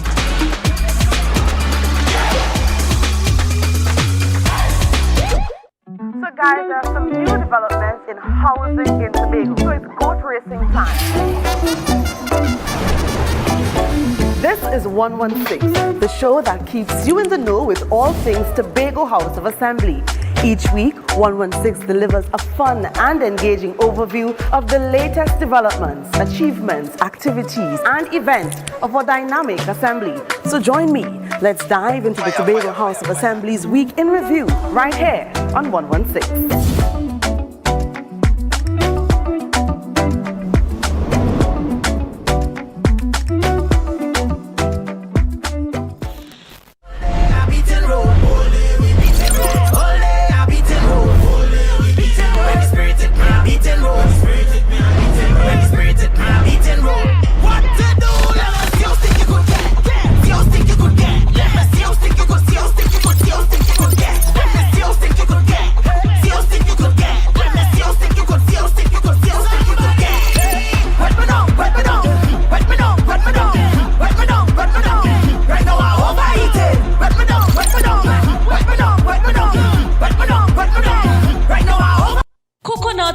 Buffet, the buffet restaurant that specializes in all your tasty local dishes. For breakfast and for lunch. Breakfast includes coconut bake and sada roti, served with chokers, buljoil, and sausages in tomato sauce. Not forgetting beef and cheese pies, shepherd's pie, macaroni pie, and rice in various styles. Meats served in a variety of flavors, garden salads, and pasta salads. All this accompanied by fruit juices, coconut water, your choice of a great combination to appease your taste buds. So call us today to order, as we are here to accommodate your busy schedules or if you are having a cooking day off.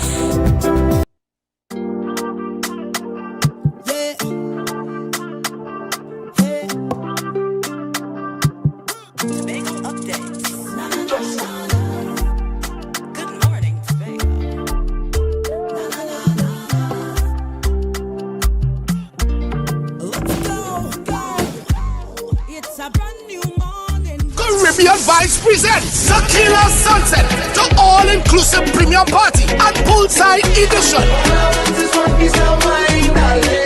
Friday, October 24th at the Imperial Suites, Tommy George Drive, Strawberry Local Road, Border Court, Tobago. I see girls, I see fun, I see winding up in the sun. From 4 p.m. to 11 p.m. When my team touchdown, everything get wild. Look out for the top TNT and New York DJs. Get your tickets online at islandetickets.com and frontlineticketing.com. Tickets are $599 TT or $85 US. For more ticket info, contact 291-2760-754-7344, 917-561-9742 or 917-865-4102 or Tobago Glass Supply 639-6266. Tobago, get ready. Tequila Sunset. Friday, October 24th, the all-inclusive premium party and poolside edition. Mood. Welcome back to Good Morning Tobago, right here on Tobago Updates, as you have seen in that quick ad. This morning we're talking about Tequila Sunset, and obviously we're talking about all things that's happening for the Tobago October Carnival. We're just a few weeks shy of the festivities, and to kick off our discussion this morning, we are chatting with Mr. Dwayne Edwards. Good morning and welcome. Good morning. Excellent. Now we see that a lot is happening with Tequila Sunset. It's a lot that's being offered. Tell us about why this particular event stands out for October Carnival 2025. Good morning, Trinidad and Tobago. So this Tequila Sunset is going to be actually great this year. Tequila Sunset started 4 years ago when Tobago Carnival started, and this year signifies a lot because one of the members who was the backbone of Tobago Updates, which is my brother, better known as Over Me, Brian John, passed away earlier this year. And he was such a great part of this event. So this year we're really trying to represent him, and he's a significant part for the event. Also, Tequila Sunset brings a really great vibe. It's a luxury event. You can come poolside.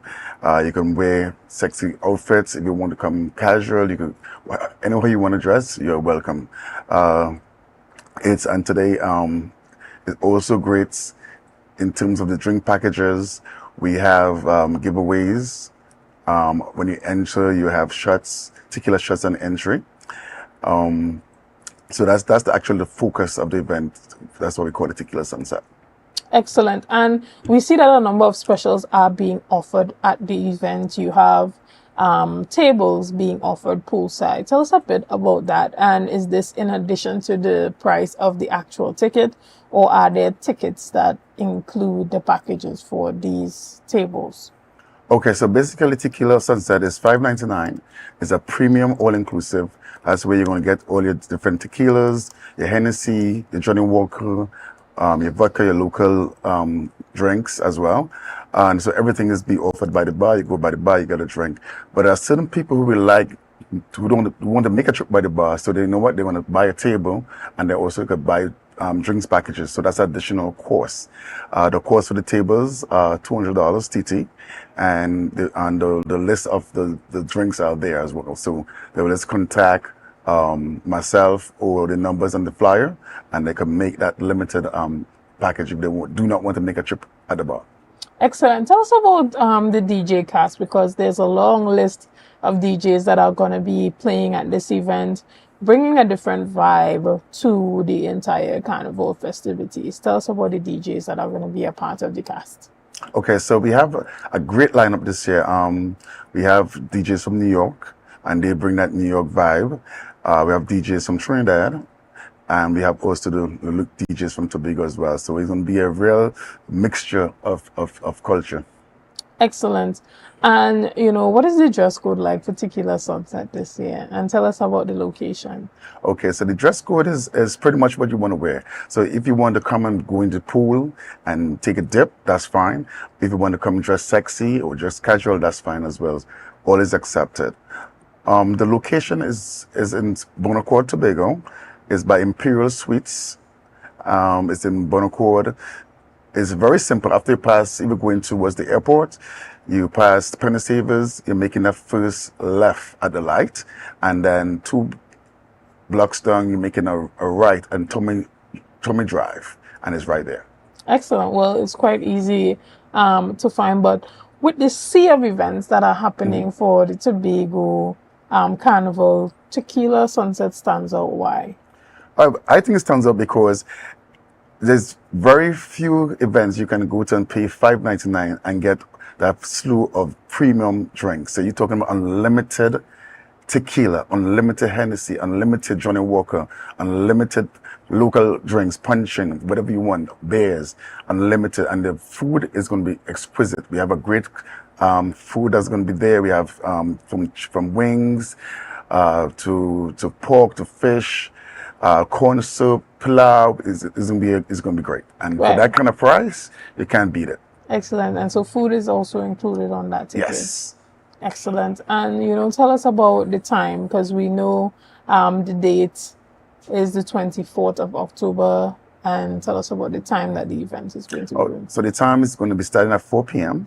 and we're going until 11 p.m. So I say come out early and come and enjoy the festivities and come and eat as much as you want and drink as much as you want. Just please have a designated driver or take a taxi. But trust me, you don't want to miss this one. All right. And so 4 p.m. means 4 p.m. because it is really ending at 11 p.m. And so for the persons who are buying their ticket, you want to come early so that you can, get to really maximize that time. So we are wishing you nothing but the best. What are the numbers that persons can call if they want to get tickets or just want to find out more information about booking those tables? Okay, so for the tables, you can go to Tobago Glass Supply in Tobago. Also, you can call 479-1348. Also, the next number you can call is 1 second. I have a number of contact information here on the flyer, so you can also check the flyer and call those numbers that are there. I see a number 291-2760 as well as a 754-7344. Correct. Yeah, and so persons are encouraged to buy their tickets early. Yes. Why is it important for them to get those tickets early? Well, it's important because actually it's going to be a ticketed event. And it's actually almost sold out already. So we have a limited tickets left and definitely limited packages left for the tables and for the bucket packages. So definitely go get it early before it's sold out. Right. You said that the dress code is dress and wear whatever you like, but we see a lot of gold theme happening, Imperium villas. Is that a part of the code for this event? Well, it's not a must, but is advised because Tequila Sunset is just think about the theme. It's more gold, yellow, orange, that kind of sunset colors. So bright, vibrant colors. Excellent. So persons are encouraged to wear those nice, bright, vibrant, burnt oranges, yellows, and golds. Well, guys, you heard it right here. Tequila Sunset is happening for the Tobago Carnival. That's happening on October the 24th. So in the sea of events, you're being encouraged to attend Tequila Sunset, where you are able to access premium drinks and food at a low price. That is only $5.99 TT dollars and US $85. Guys, this is your opportunity to get your tickets on time. So we want to thank you so much, Mr. Edwards, for coming on and letting the people know that Tequila Sunset is on. and we look forward to all the success. Thank you Guys, so we're going much. to take a quick break right here and we'll be back right after this. See you soon.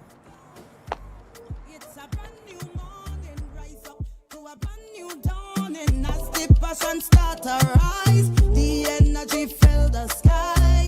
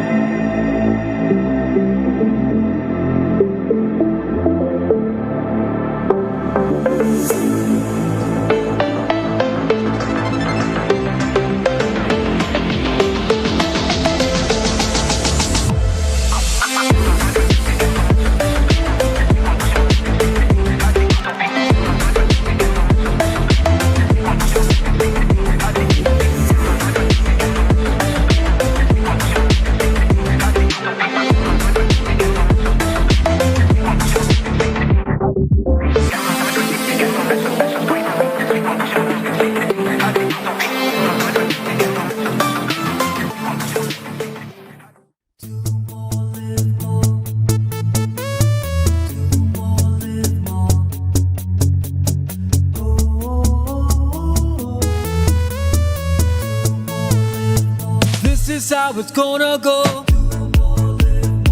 They better look up below, 'cause this is your show, and everybody's gonna know.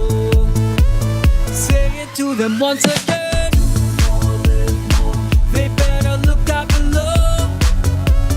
This is your show, and everybody's gonna know.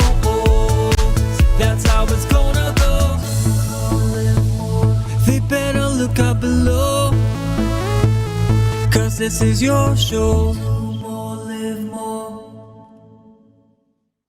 Rise and shine, Tobago. The breakfast vibes you've been waiting for is here.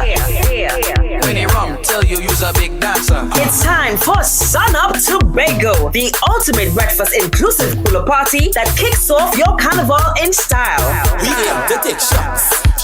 She come to take shots. Join us on Thursday, October 23rd from 6 a.m. to 12 noon at Scarborough House, 138 Milford Road. Music pumping, breakfast sizzling, coolers flowing, and vibes unmatched.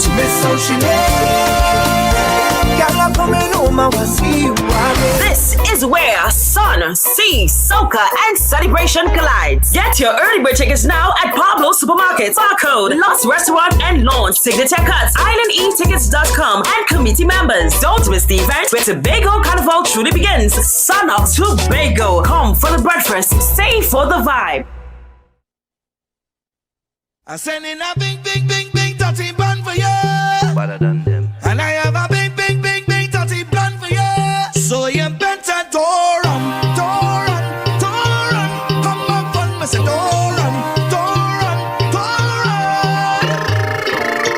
Good morning, Bacchanal. How do you do? Get very critical. Talk to you, but it's a long, long, long, long road. I'm going on, and I need some vibes in my life. I stay strong. Bless me with Juve. Carnival is my time. It's a different type of thing down there. And we party till we drop down there. With a lot of pretty girls down there. Down in Tobago.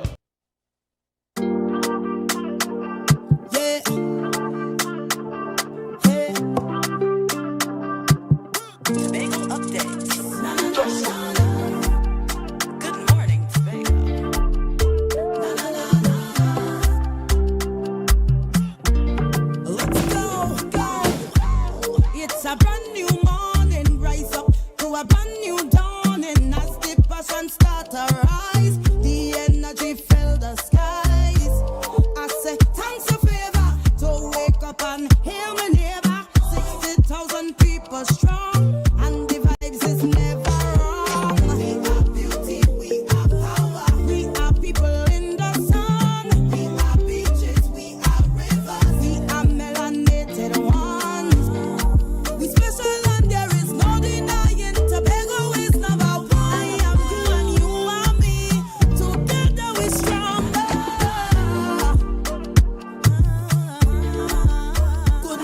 back to Good Morning Tobago right here on Tobago Updates, guys. This morning we continue our conversations and we are chatting with Assemblyman Kelvon Morris, who is the minority leader in the Tobago House of Assembly and area representative in the area of Darrell Spring. Good morning and welcome. Good morning, Chanel. Always a pleasure. And let me say good morning to our Tobago people, wherever you may be. Always a pleasure being here chatting with you all. Excellent.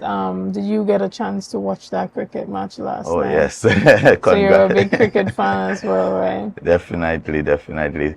Big congratulations to the big bad TKR. Right, and I think a lot of persons are going to work happy this morning with a smile on their face, and that's good news. It has been an excellent week for sport across the board in Trinidad and Tobago. Of course, we had Keyshawn and Jareem bringing glory to us at the World Championships as well. So it has definitely been, a feel-good moment for the country. A couple of days to be very proud of. Yes, definitely. Right, but you have been chatting about a number of things recently, and one of those things you have said that this current THA administration is mismanaging Tobago's development and Tobago's funds. Tell us a bit about that and why you felt the need to bring that to the attention of the people during this time.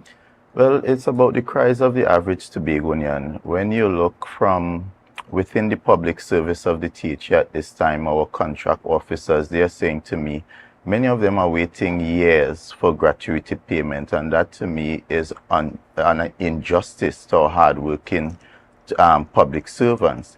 When you look at our suppliers, they also are saying we provided service. Many of us are small business, and we now depend on timely payments for our business to stay afloat.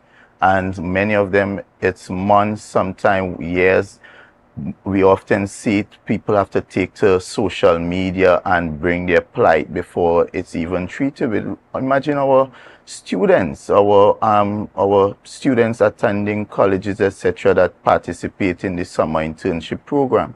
They had to basically take their issue to social media only to be told, well, it will be resolved in September. And we're talking about students who worked from July, August, weren't paid, now going back to school, depend on, and you're a student yourself as well, and you know how difficult it is in terms of meeting all your expenses, and they depend on that stipend to assist in offsetting costs. And we are seeing how they too are also under pressure. We look at our roads, our infrastructure. The roads are in a total mess. Just recently, imagine I had to go to one right at time more the opposite course cutters where a road was dug up for months and left unattended. And it's only when I took to social media and highlighted it, all of a sudden a patching crew could have come and patched the road. And why do we always have to embarrass this administration into action?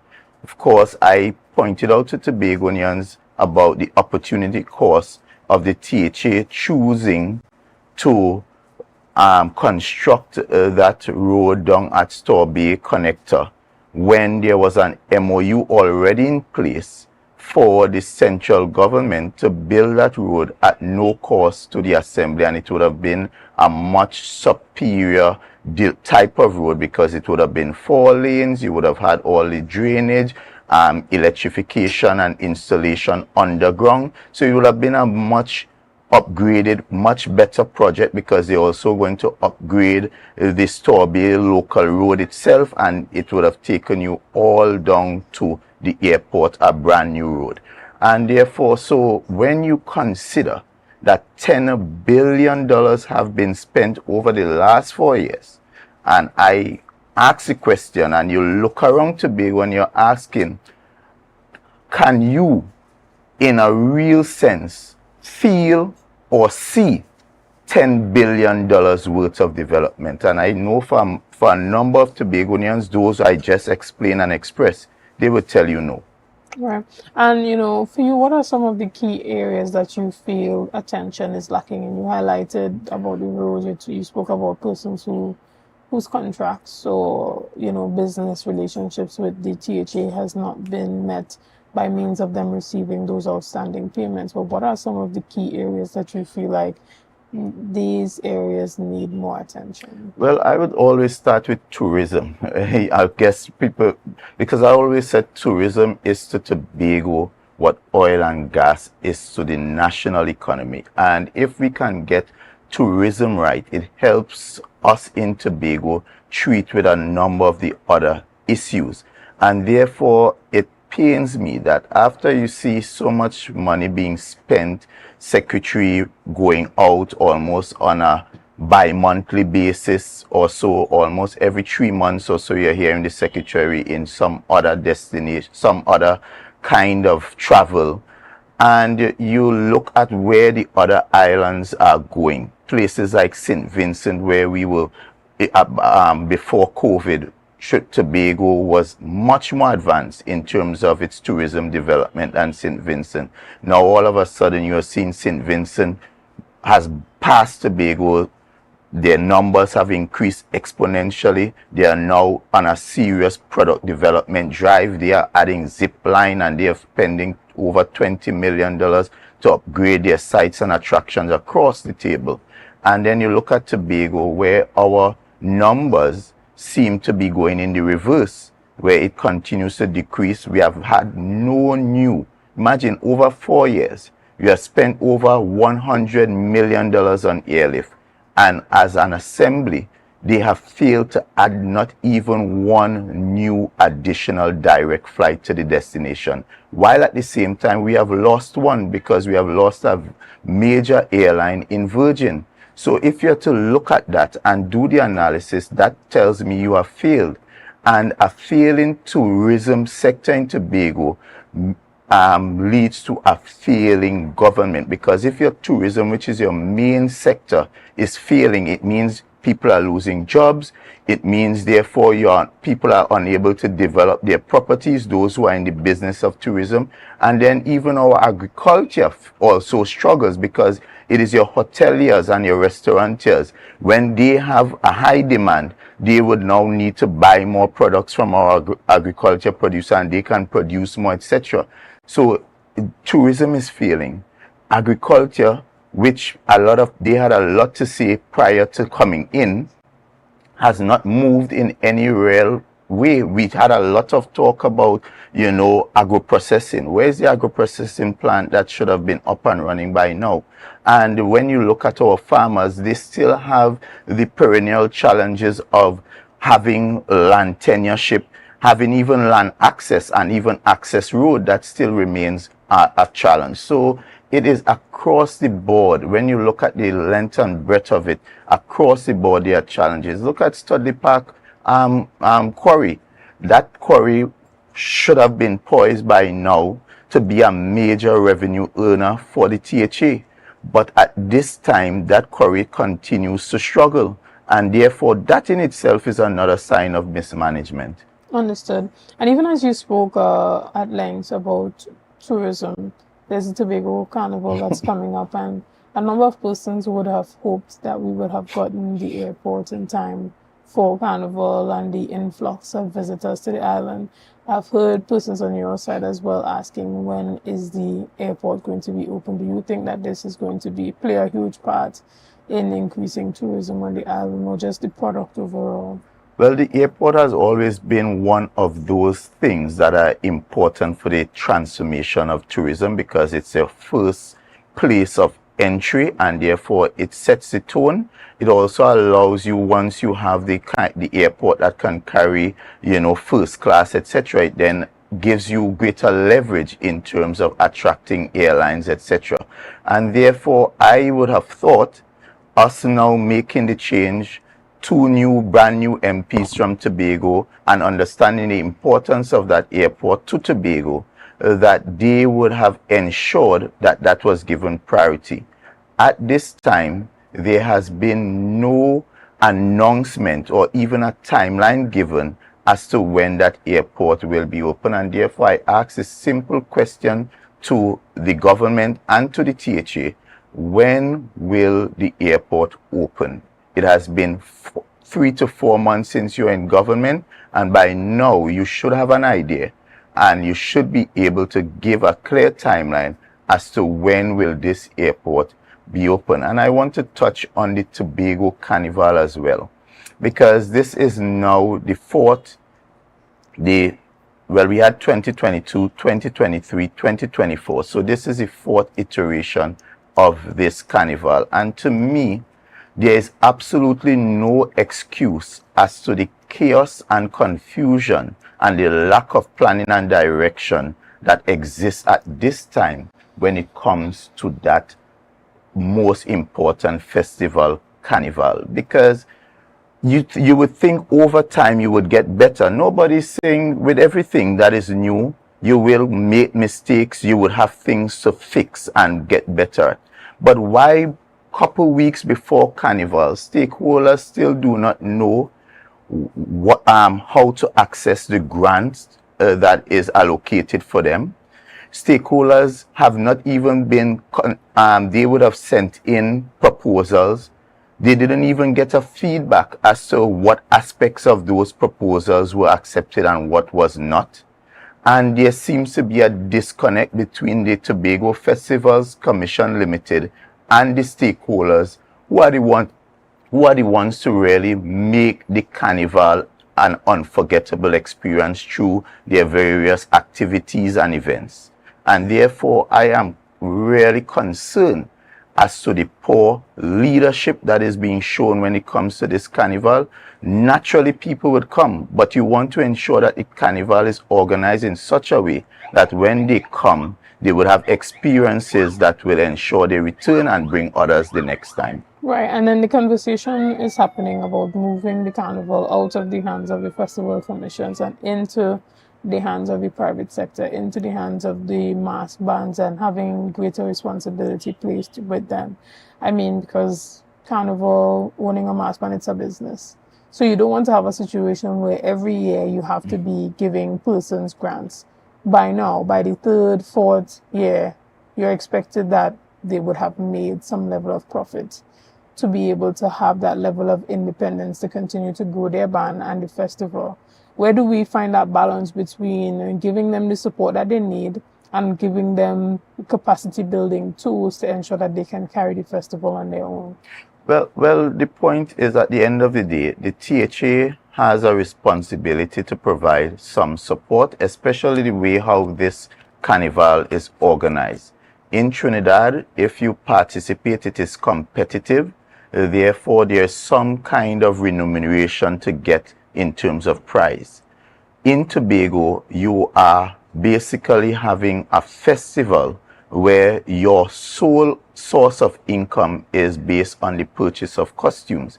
But if the carnival itself isn't properly marketed, if the carnival isn't organized with some level of predictability, then it makes it very difficult for you as the stakeholder to even be able to participate. And this is a high-risk business because you are putting out a lot of money, not knowing what the market would respond to. And therefore, as the carnival continues to build, the THA has a responsibility to provide the support and the enabling environment to ensure those who invest can in fact see a return on their profits. And at this point, the THA has failed in that regard to properly organize the carnival so that their people are properly aware, the stakeholders know exactly what is happening, and they can prepare themselves to ensure they are in the best position to make a profit.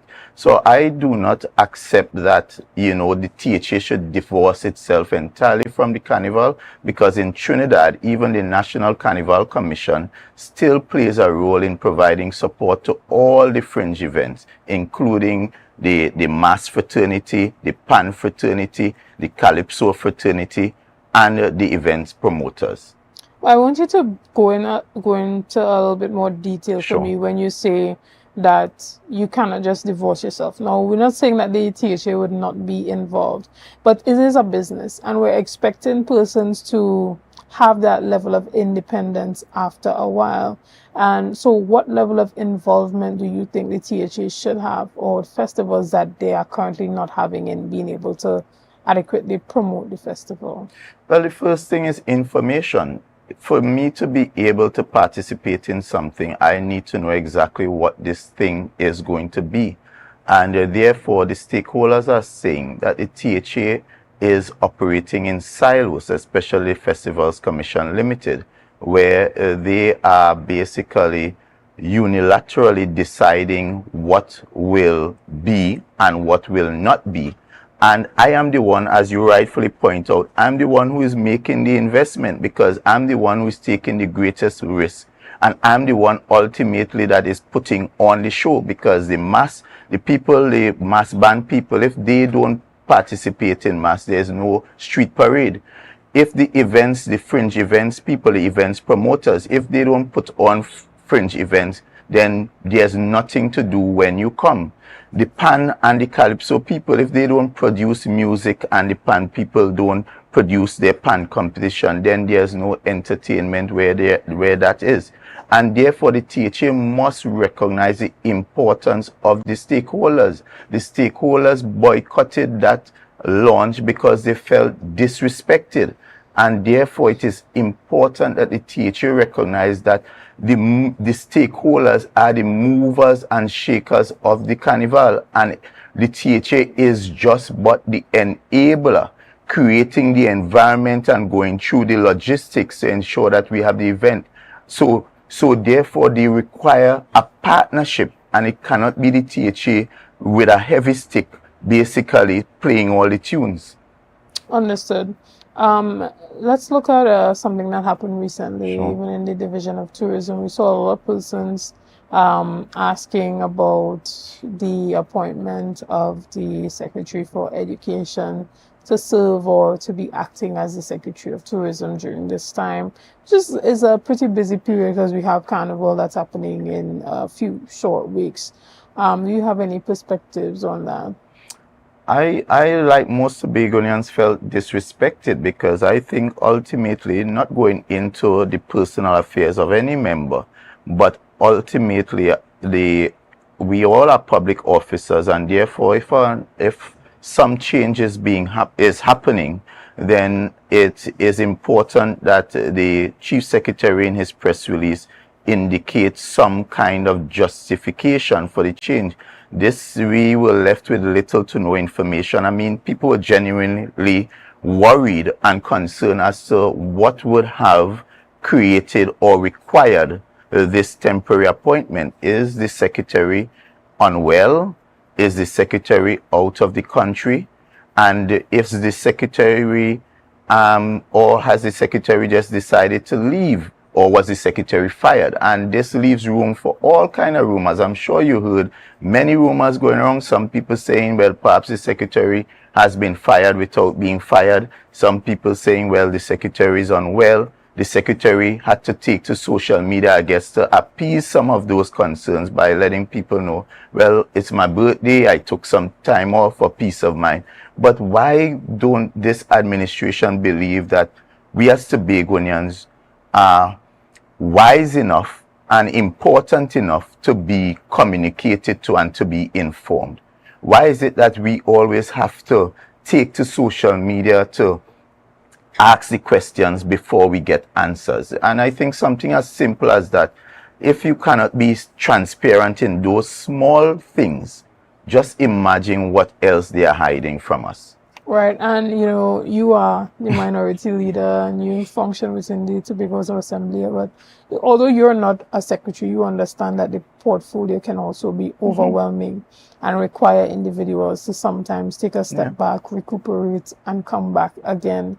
So in this situation, we're seeing where there was inadequate communication to the public. But we still want to ensure that we remember that these persons are still human, and that's the point. Sometimes require a week or two or even 3 No, and just that's to the get point, their mental health together. But it provides for a secretary or any public officer, as a matter of fact, whether you're a public servant, secretary, or even in the private sector, to take time off. You have that facility, and if that was the reason, all the press release had to say is that the secretary has been given, you know, because up to this point, we don't even know how long the secretary is gone for. There's no There's no time frame. It just seems indefinite, and we have to wonder, when would she be back? Will she be back? And therefore, I am saying nobody, I don't think anybody, any reasonable right-thinking Tobagonian would have an issue with the secretary requiring some time off, because we know public life is quite demanding, all right? And for one reason or the other, you may just need to get some rest, take a break for yourself. That is fine. But we are saying is the manner in which you are communicating with us, and the lack of communication is quite disrespectful, because Tobagonians, we are all your employers. It is the electorate who employs the politician. And therefore, if there's anything, or any situation, then it is important that we communicate to our employers what the realities are. And I think that is a reasonable ask. Understood. We're going to shift gears a little bit as we round up our discussion this morning. We are on the cusp of another THA election happening very soon. And if people want to know, would they see Assemblyman Kelvin Morris vying again for this seat? Well, I have been screened by the People's National Movement, and I await their confirmation. And, so until such time, I operate as the current area representative, and I continue to be very present in my community, and ensuring that we continue to have the relationships, because, as I said, representation is really understanding the needs and the aspirations and the desires of the people. And you are then entrusted with the responsibility of representing those needs, those aspirations, those desires to the various arms of state, and even finding, unique ways to ensure that they are met at the end of the day. So yes, I have been screened. So that is the first step within the process for the People's National Movement. And now I await confirmation. And if so confirmed, I look forward to offering myself again to the people of Darrell Spring and Tobago in extension. Excellent. And even as we wrap up our discussion this morning, is there anything that you want to tell the people of Tobago before we go? Well, first and foremost, I want to wish this country, Trinidad and Tobago, as we go into another year of republicanism, happy Republic Day. It is important that we recognize these privileges that we enjoy as a Twin Island Republic, Trinidad and Tobago, and therefore patriotism. I want to also encourage us to be patriots of our country. There's one other issue I wanted to treat it very quickly, which is our officials. They are saying to me that even now more than ever, I don't know if you followed recently, the Bolivarian Republic of Venezuela would have ramped up their surveillance along the coast of Trinidad and Tobago. And it means, therefore, because you don't have lines drawn, it leaves our officials in a serious, precarious situation where they believe more than ever, based on the heightened diplomatic tensions between Trinidad and Tobago and Venezuela caused by the utterances of those in government, that they may be first line of attack. And they cannot, many of them are resorting not to go to sea. And I'm calling on the Chief Secretary to ensure that he takes leadership on this matter. And it may also require us in the interim providing some support for officials, because that is their livelihood, and that is affected not by their own doing, but by the irresponsible utterances of the current government. And therefore, in Tobago, as a THA, we have a responsibility to look after our officials and provide them with the necessary support. Thank you for bringing that to our attention. Unfortunately, this is where we end off our discussions this morning. I want to thank you guys so much for being a part of this morning's conversations. Thank you for your likes, your shares, and your comments, and all that you have been doing and continue to do to make Tobago Updates the #1 broadcaster here on the island of Tobago. Again, I am your host, Chanel Felix, and have a great day.